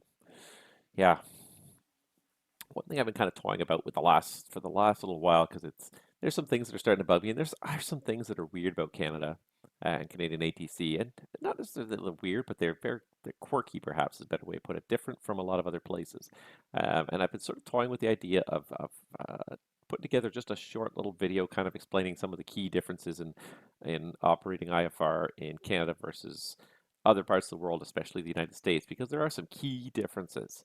And people come across the border, they're not aware of the differences, and it can create headaches if they're not aware of the differences. Some of the key ones that come to mind are the way SID clearances are handled, the fact that the runway is an integral part of the SID clearance, and with arrivals, the fact that there's no descend via and climb via clearances in Canada, that it's always all the restrictions apply all the time until they're explicitly said otherwise. 237, request parking, what was it? Request parking 174, United 237. United 237, Roger Gate 174, taxi Delta, cross 33 right, Alpha, Alpha Mike. By Delta cross, 33 right, Alpha and Alpha right.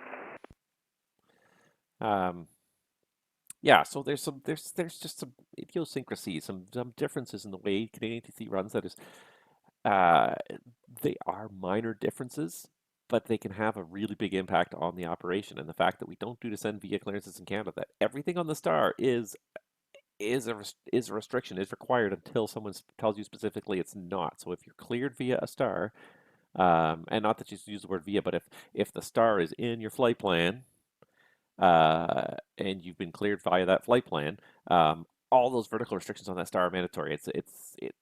It's different from the U.S. and a lot of people I think come over and expect it to be the same, and that's one of those. It's a small thing, but it's a big difference because I see people blow through these restrictions at like youth and CDAB all the time because they think they don't apply because they were never cleared to descend via. But in Canada, you will never hear the word descend. You'll never hear the phrase descend via. You will never hear the phrase climb via. Everything that's printed is explicitly required until explicitly explicitly canceled. So I was thinking of putting together a short little video that people could watch that just sort of details some of these key differences. The fact that you have to read back a PDC clearance in Canada. The fact that most airports require you to do a noise 1 or noise 2 departure. Yeah, things like that. And then, yeah, just little pet peeves, and even not pet peeves, but some of them are pet peeves, but some of them are just genuine differences that a lot of people outside the industry don't really know about, that they assume that everything is done the same way worldwide, and in general things are, but there's lots of little things in countries that are different. And the fact that we don't do descend via in Canada, we don't do climb via. If we just give you clearance for a star and a SID, all those vertical constraints are required. Anyways, I'm kind of toying with that because I feel like there's a lot of misunderstandings in the way ATC is handled in Canada. So I feel like that could be something, that could be a useful video to put out there. I'm not sure I'm going to do that. Air Canada 1490 Toronto, you can resume published speeds. Resume published speed for Air Canada 1490. Yeah, so because there's even people who are involved in the business that don't always understand all of these differences and how they apply. It would be useful for sure. Thanks. It's something I've been kind of toying with. I'm not even sure how to demonstrate it. So I should be demonstrating it more from the pilot's perspective, from the ATC perspective. It's been an idea that's been rattling around in my brain for about a week now. Yeah. I haven't put out too many videos lately because I've been so preoccupied with other stuff, but I kind of have a hankering to do that as sort of a one-off, like here's a really kind of helpful video. And really the goal is to highlight the differences. So for American pilots coming up here, and that's kind of a big target of the demographic, is American pilots coming up here because they're used to doing things a certain way in the U.S., and that's the way they do them in the U.S., but in Canada we do them a little bit differences. Clearances are different also, yes. They are and they're not. I mean, they're more or less, they're basically the same. There are some key differences. There are some things we never give top altitudes in Canada unless we're amending them. Again, it goes back to everything's published on the chart. The whole point of having the departure is to minimize the amount of chat that goes on. So why reiterate something that's published on the chart? That was kind of the whole idea behind SIDS and Stars. So yeah. Yeah, it kind of originally it kind of came out of my like frustration with the way US ATC runs sometimes, and what a what a kind of a split between US ATC between en route controllers and Tracons and local controllers. The en routes and the Tracons in the US are phenomenal, hands down some of the best controllers in the world. But then you get the local controllers in the airport policies, and they are some of the worst in the world. And it's no wonder that America has such a crisis um, of runway incursions lately, because nobody seems to give two rats behinds about what goes on the ground. I mean, that's whole just taxi to the ramp. You know, no routing, just taxi to the ramp. Whatever way you want to get there is fine. It's like there's no control. It it's amazing sometimes that there aren't more accidents than there are. This just sort of cowboy-esque attitude on the ground, and yeah, it kind of blows my mind sometimes. And some places they take it pretty seriously, but in general, the caliber of controlling that happens on the ground at airports in the U.S. is Towers United 205 going offline. Thank you for ATC. United 205. No problem. Have yourself a good night. We'll see you next time. Bye bye. And it's funny because like you get airborne and the caliber. United 237. Thank you for your services. You're great. Thank you very much. Have yourself a good night. And look at Air Canada 1490. He's not going to make that 7,000. Union Toronto Center, Air Canada 626, flight level 320 with me. Air Canada 626, Toronto, good evening.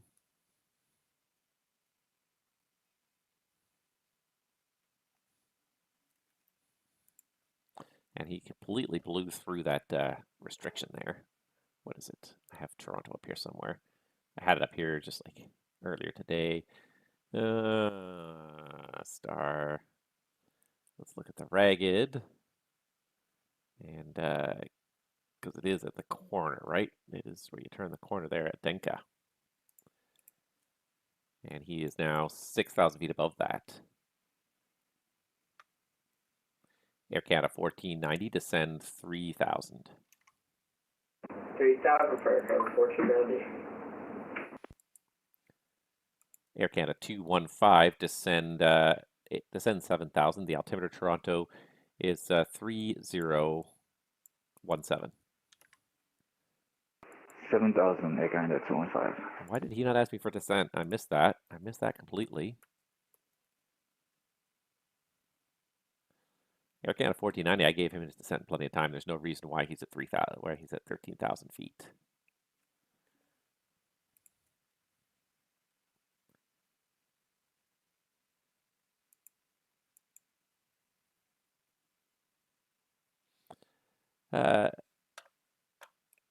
Just in terms of the amount of detail to read back, yeah, I guess.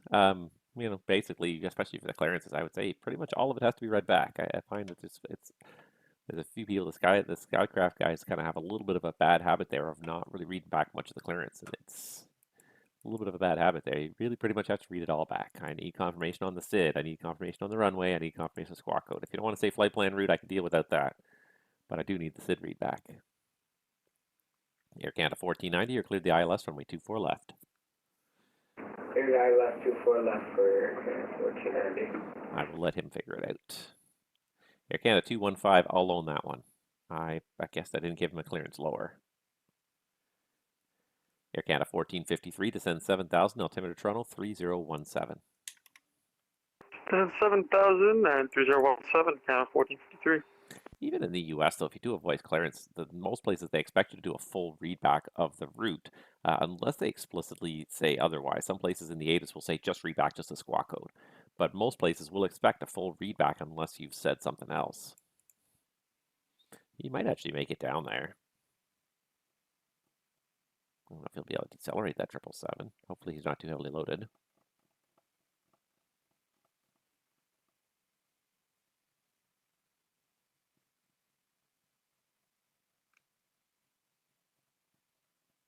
But even, yeah, but this is the kind of thing I find. Like, I gave him clearance plenty of time. There's no reason why he couldn't be at Denka at 7,000, like the SID says. And he should be doing 220 knots at Denka as well. I'm pretty sure he's doing about 250, and he's definitely at like 13,000. Air Canada 215, he might recover this. I haven't restricted his speed. And Air Canada 215, you can cancel restrictions at Denka there. Cancel restriction at Denka, Air Canada 215. Air Canada 626, the Toronto information is Delta, runway 24 left for arrivals. When ready, descend flight level 240. Toronto, it is Delta, expect 24 left and descend 240 when ready, Air Canada 66.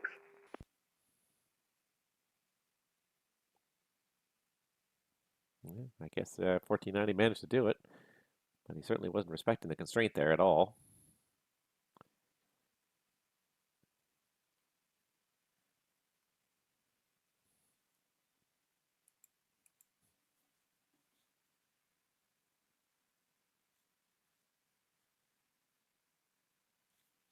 All right, Air Canada 626 is coming in.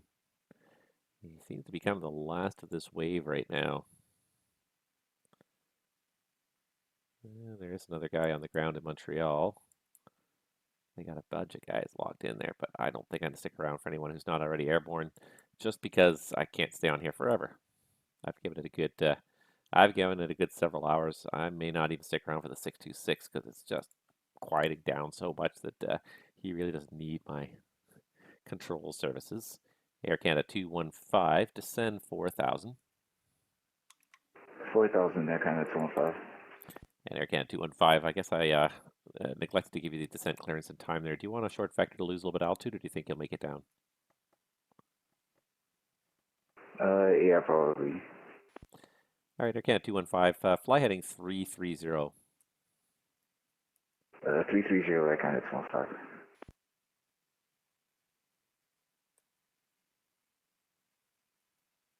Yeah, I'll own that one. Then Air Canada 1490, he did get down there, but he completely blew the restrictions at Denka. Not even close. But the other thing I wonder too sometimes about people when we're flying as amateurs, and when we're flying as amateurs and these guys, they just loaded the box and go without ever looking at a single chart. You'd think that the restrictions are in there then. In most cases, they are. How are they missing these restrictions then? Because I don't think they're deleting them. I wouldn't think they're deleting them necessarily.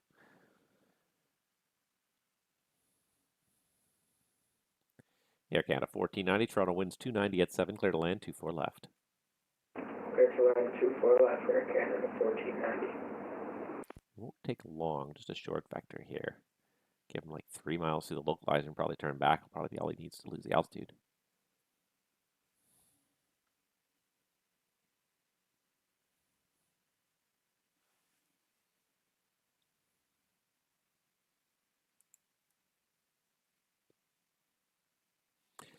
Air Canada 215, back to the left heading 210 to intercept. You're cleared the ILS, runway 24 left.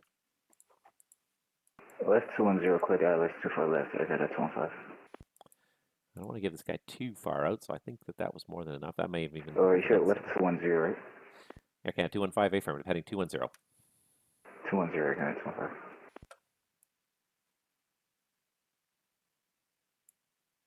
Oh, okay. So Thomas said what he meant was that in different countries, different levels of details. In the clearance, Canada is actually very minimal. Mexico requires more detail to read back, for example, initial airways. Yeah, and to me, the biggest thing is just is pay attention to what the controller's saying, especially if it's a country you're unfamiliar with. Read it all back if you're in doubt. I find it's not usually much of a problem, but there are some people who try to just get away with not really reading back anything. It's like, no, you actually do need to read back some of the stuff. You do need to read back the SID. I need to know you're going to fly this particular SID, and if you can't, tell me about it. But yeah, ATC clearance is our contract. We got to be in agreement on this, and yeah. New pilots just need to know that regional differences exist and be prepared. Yeah, well, and that's the other thing too. But the other problem with it is that there's not a lot of places to learn about the regional differences. Toronto Center, good day. 415 Heavy with you, 380. United 415 Heavy, Toronto, hello. Yeah, but yeah, certainly some of these subtleties, it can definitely be be hard to know. And As a controller, I generally expect people to kind of know the rules of the airspace they're flying. So if you, yeah, so like I don't give you a descend VN, I don't explain to you the whole principle behind not getting the descend VN, what you have to do. I expect you to just follow it. I mean, I will try and educate people when I have the chance, but I'm not going to ask every single person, hey, do you know that we don't do descend visas in this country? I'm not going to ask them over and over again, that sort of question, right? So, yeah. Anyways, it's an idea that's been kind of percolating in my head for about a week or two now. It's like just not a long video, but just highlight some of those key differences, just to help some more inexperienced pilots who maybe have not been to Canada before understand some of these rules and concepts and differences from other countries. Now we got 2 departures logged in. Now I'm starting to wonder if I should log off or not. Maybe, maybe not. I'm getting hungry again though. I haven't had any dinner yet because I kind of was on a late cycle because I'm got up late, had breakfast late, had lunch late, so kind of on a late cycle for dinner here.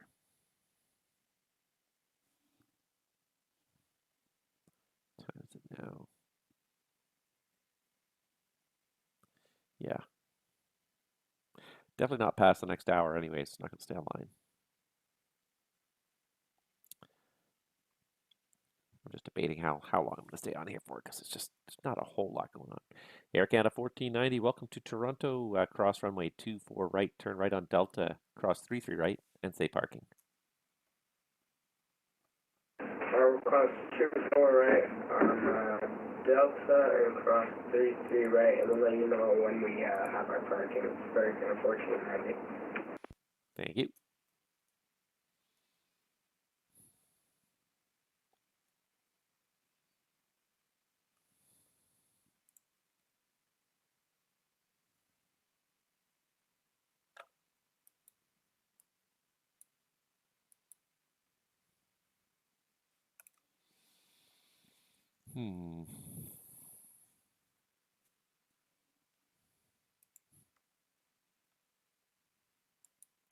Maybe I'll get 626 on the ground. How long is 626 going to take? 626 is going to take about 20 more minutes. All right. 626, you're the end of the line. After he's landed, I'm going to probably pull the plug. I always say that, and then it's always like, oh, just a little bit more. Appreciate the ATC in the stream. Have a good one. Catch you next time. Off to grab some supper. Thanks for the chat, Tom. It's been nice talking to you. And yeah, absolutely. Let's hopefully we'll run into each other again here soon. I'm sure we will. It'll just be a matter of time. The holiday seasons are nearly upon us, and with that, hopefully some time off where we all get to spend more time enjoying our hobbies as well as time with our families and loved ones, of course, but also a little bit of time for ourselves sometimes. I seem to have been flying a lot more lately and controlling less, so it'd be kind of nice to do a little bit more controlling this month. I've got to catch up a little bit. There's been a number of I'm down on a number of hours that I have to get into different places, so this is helping with some of it. Toronto, second of 1490. We'd like to take gate 175 at Pier F. Air Canada 1490, gate 175, taxi Delta, cross 33 right, and Delta Papa.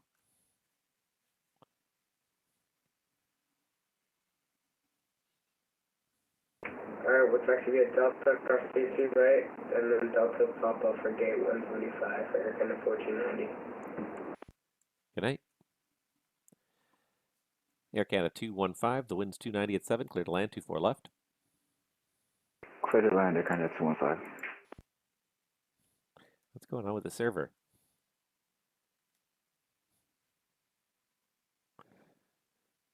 Too bad we don't have any tech people anymore to fix this stuff. Our tech people set it up and left.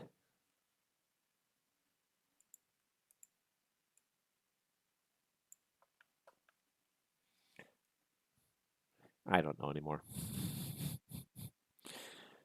Stop keeping track of these things.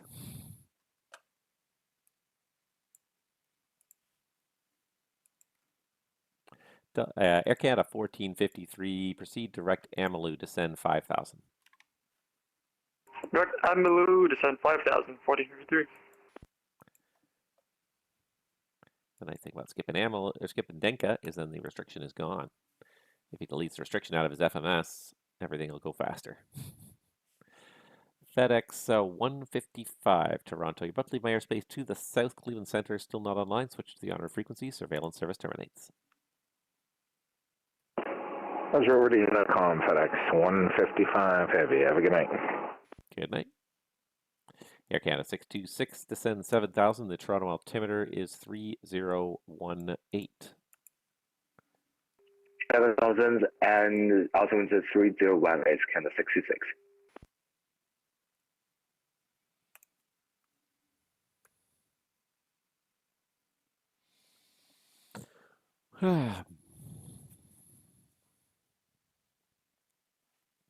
It's a little bit quiet though right now.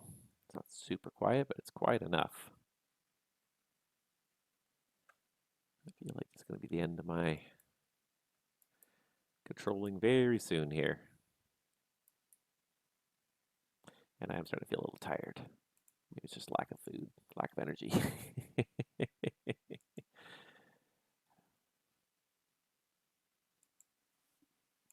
Air Canada 1453, descend 4,000 at Amalu, cleared the ILS runway 24 left.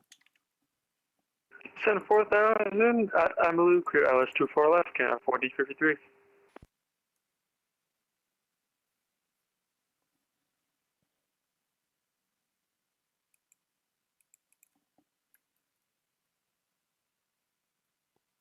He's on the gate, he's landing. I got one guy just about to turn final and one guy 20 minutes out.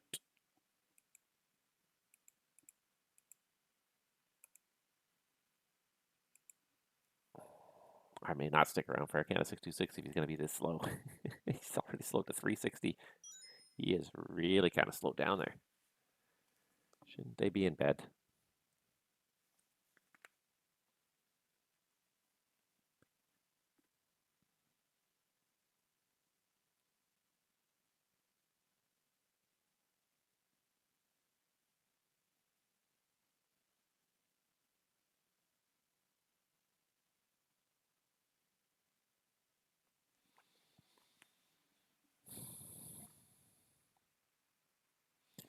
Air Canada 215, welcome to Toronto. Continue across runway 24 right on to Delta and safe parking.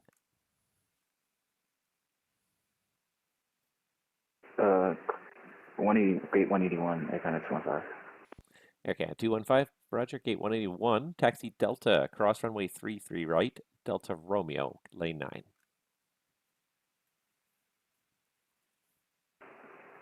Taxi Delta, cross 33 right, Delta Romeo, lane 9, Air Canada 215.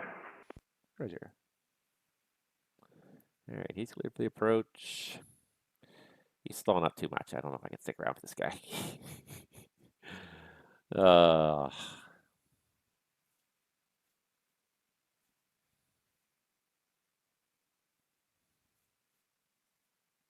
And these two guys on the ground haven't even called for clearances yet either, so makes me think they're not going to be pushing back anytime soon.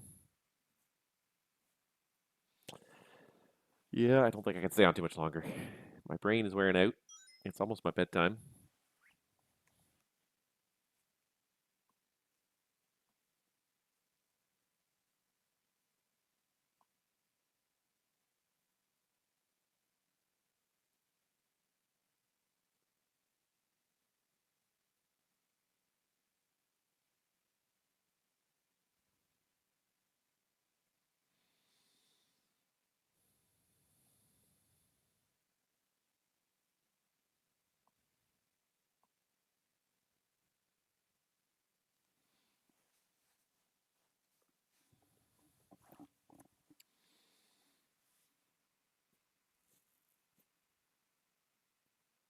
This is the point where I'm now at that bottom end of the stress curve. There's so little going on. Everybody's so far apart that I'm focused. I'm drifting out.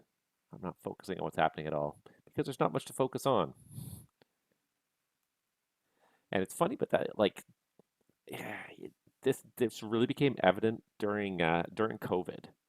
It was funny, but like during COVID, this is exactly what happened in reality. There was so little traffic taxiing around at most airports that the controllers who were on shift were checking out halfway through the shift. And no one was doing it intentionally, I don't think, but just simply there was so little going on that their scans were completely falling apart. They weren't really paying much attention to what was going on. Airplanes would stop at a whole short point and they'd be waiting there for a couple of minutes, be like, "Hey, can we have a clearance for takeoff?" They're like, "Oh yeah, you're clear for takeoff," because you're the only airplane taxiing around. So they gave you the clearance, but they're not really looking around for other conflicts because there's no conflicts to be had. So that was a thing during COVID. That really was a lot of during the low points of COVID. There was a lot of just not lack of stress, but yeah, but it was, but lack of stress, so lack of focus. I don't know if the guys were talking, if they were surfing their phones potentially, and I'm not trying to accuse anyone of doing anything wrong because everyone I think would fall for that. There's nothing worse than being in a very low stress environment, a low stimulus environment. Uh, you know, Lots of workers I think fall for that. You're having not an off day at work, but you're having a slow day at work. It's only natural to try and find something to do to occupy yourself. And there's lots of employers have rules against these sort of things, like, oh, you can't have your phone with you when you're on the floor or whatever. Um, but you still have to try and engage something. So, you talk to other people, you have conversation with other people just to engage the brain, because there's nothing worse than a completely disengaged brain. That's not going to do anybody any favors. You may think, oh, we're making the workplace better by saying you can't use your phone while you're working. And for the most part, that is a good thing. The phone is a huge distraction. It can be hard for some people to break with that distraction and let it go. But on the flip side of that coin, that phone also keeps them somewhat engaged, keeps the brain somewhat engaged. If you literally have to stand there staring out the door for 4 hours in a row without doing anything, you're going to very quickly lose all motivation to do anything at your job.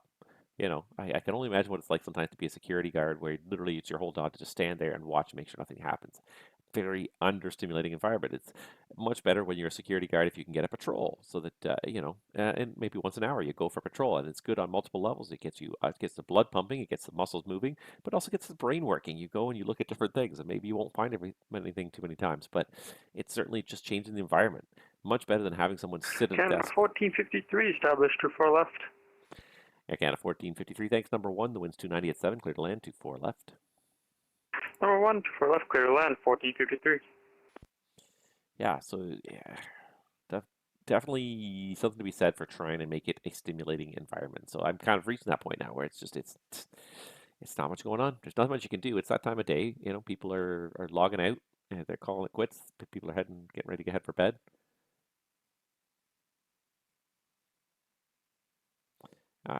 It's not surprising. It is just human nature.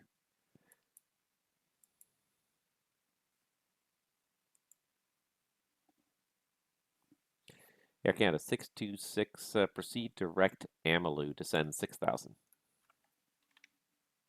Direct Amalu and descend 4,000, Air Canada 66. Air Canada 66 negative, descend 6,000. Sorry, 6,000, Canada 66. Roger.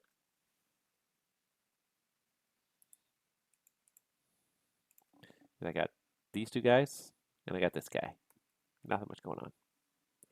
I hate to leave when this guy's... I probably will bail as soon as he turns final. As soon as I clear him for the approach, I will probably honestly bail, because I just don't see much point in hanging out.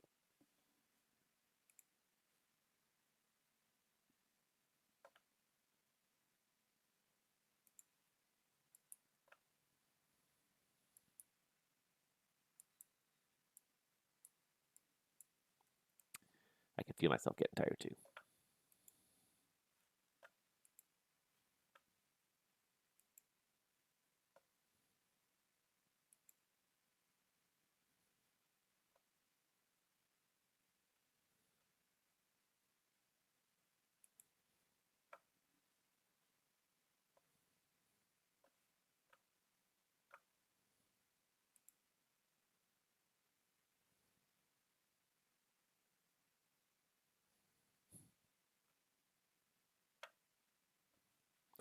Okay.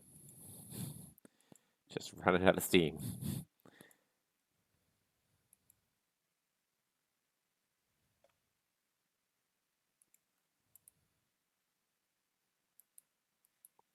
No one's going to fault you for leaving.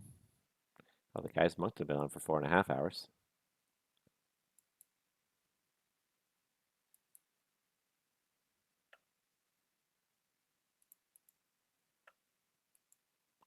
who's been online the longest. UKLV Center has been online for 6 hours and 56 minutes, followed by Moncton Center, 4 hours and 32 minutes. Me at Toronto, I am 1, 2, 3, 4, 5, 6th longest on the network so far. And a bunch of these guys have only been online just a fraction minutes longer than I have. 3:28 for Rob Reynolds and Raleigh. 3:39, 3:40 for Will and Adelaide Approach. Yeah, you don't get too many people staying on for more than 3 hours-ish. It's kind of the natural end. And yeah, you need a break at that point.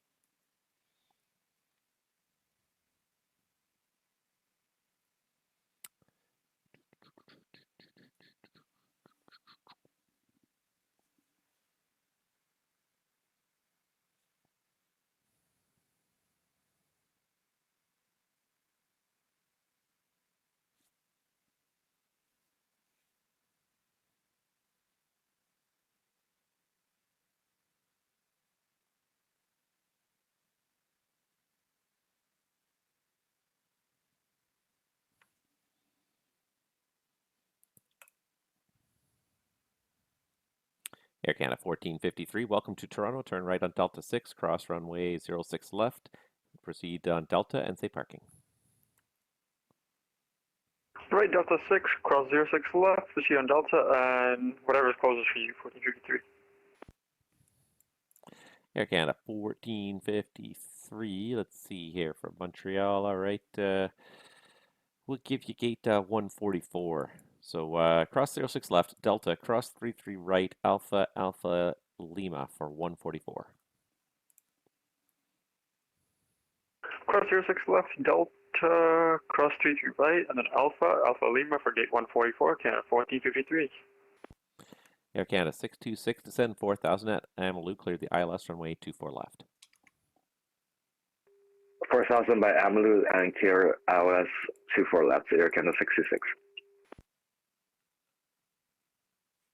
Air Canada 626, that's correct, and I'm going to be shutting down now. There's no other traffic inbound to Toronto right now. There's 3 aircraft on the ground outbound. I have not talked to any of them yet. You can switch to Unicom and the CTAF and enjoy the rest of your night. Have a good night. Yeah, switch to Unicom, Air Canada 626, and you two have a good night. Yeah. Take care. Air Canada 1453, same for you. So that's just monitor the CTAF for your taxi, and I'm closing now. Have a good night. Thanks for your service. You have a wonderful evening as well. Canada 1453, see you. Take care. United 415, we're going to be closing down now. You can switch back to the onward frequency. Surveillance service terminates. Have a good night. Going to come. Good night, United 415.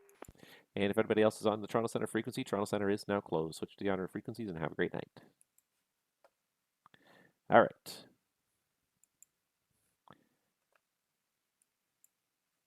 All right, that's enough for me for tonight, guys. That was fun, but yeah, I have just, my brain is worn down, my attention span is worn down, and yeah, I'm out. So I hope you guys had fun, and that was just the sound of track audio telling me that I'm definitely disconnected. So yeah, but that was good. That was good. It was really steady for a while there. Kind of petered out towards the end, as it always does when you're working in the evenings. But nevertheless, I had fun, and I hope you guys did too. And I'll definitely try and catch you guys all out on the next stream. Have a good night, everybody.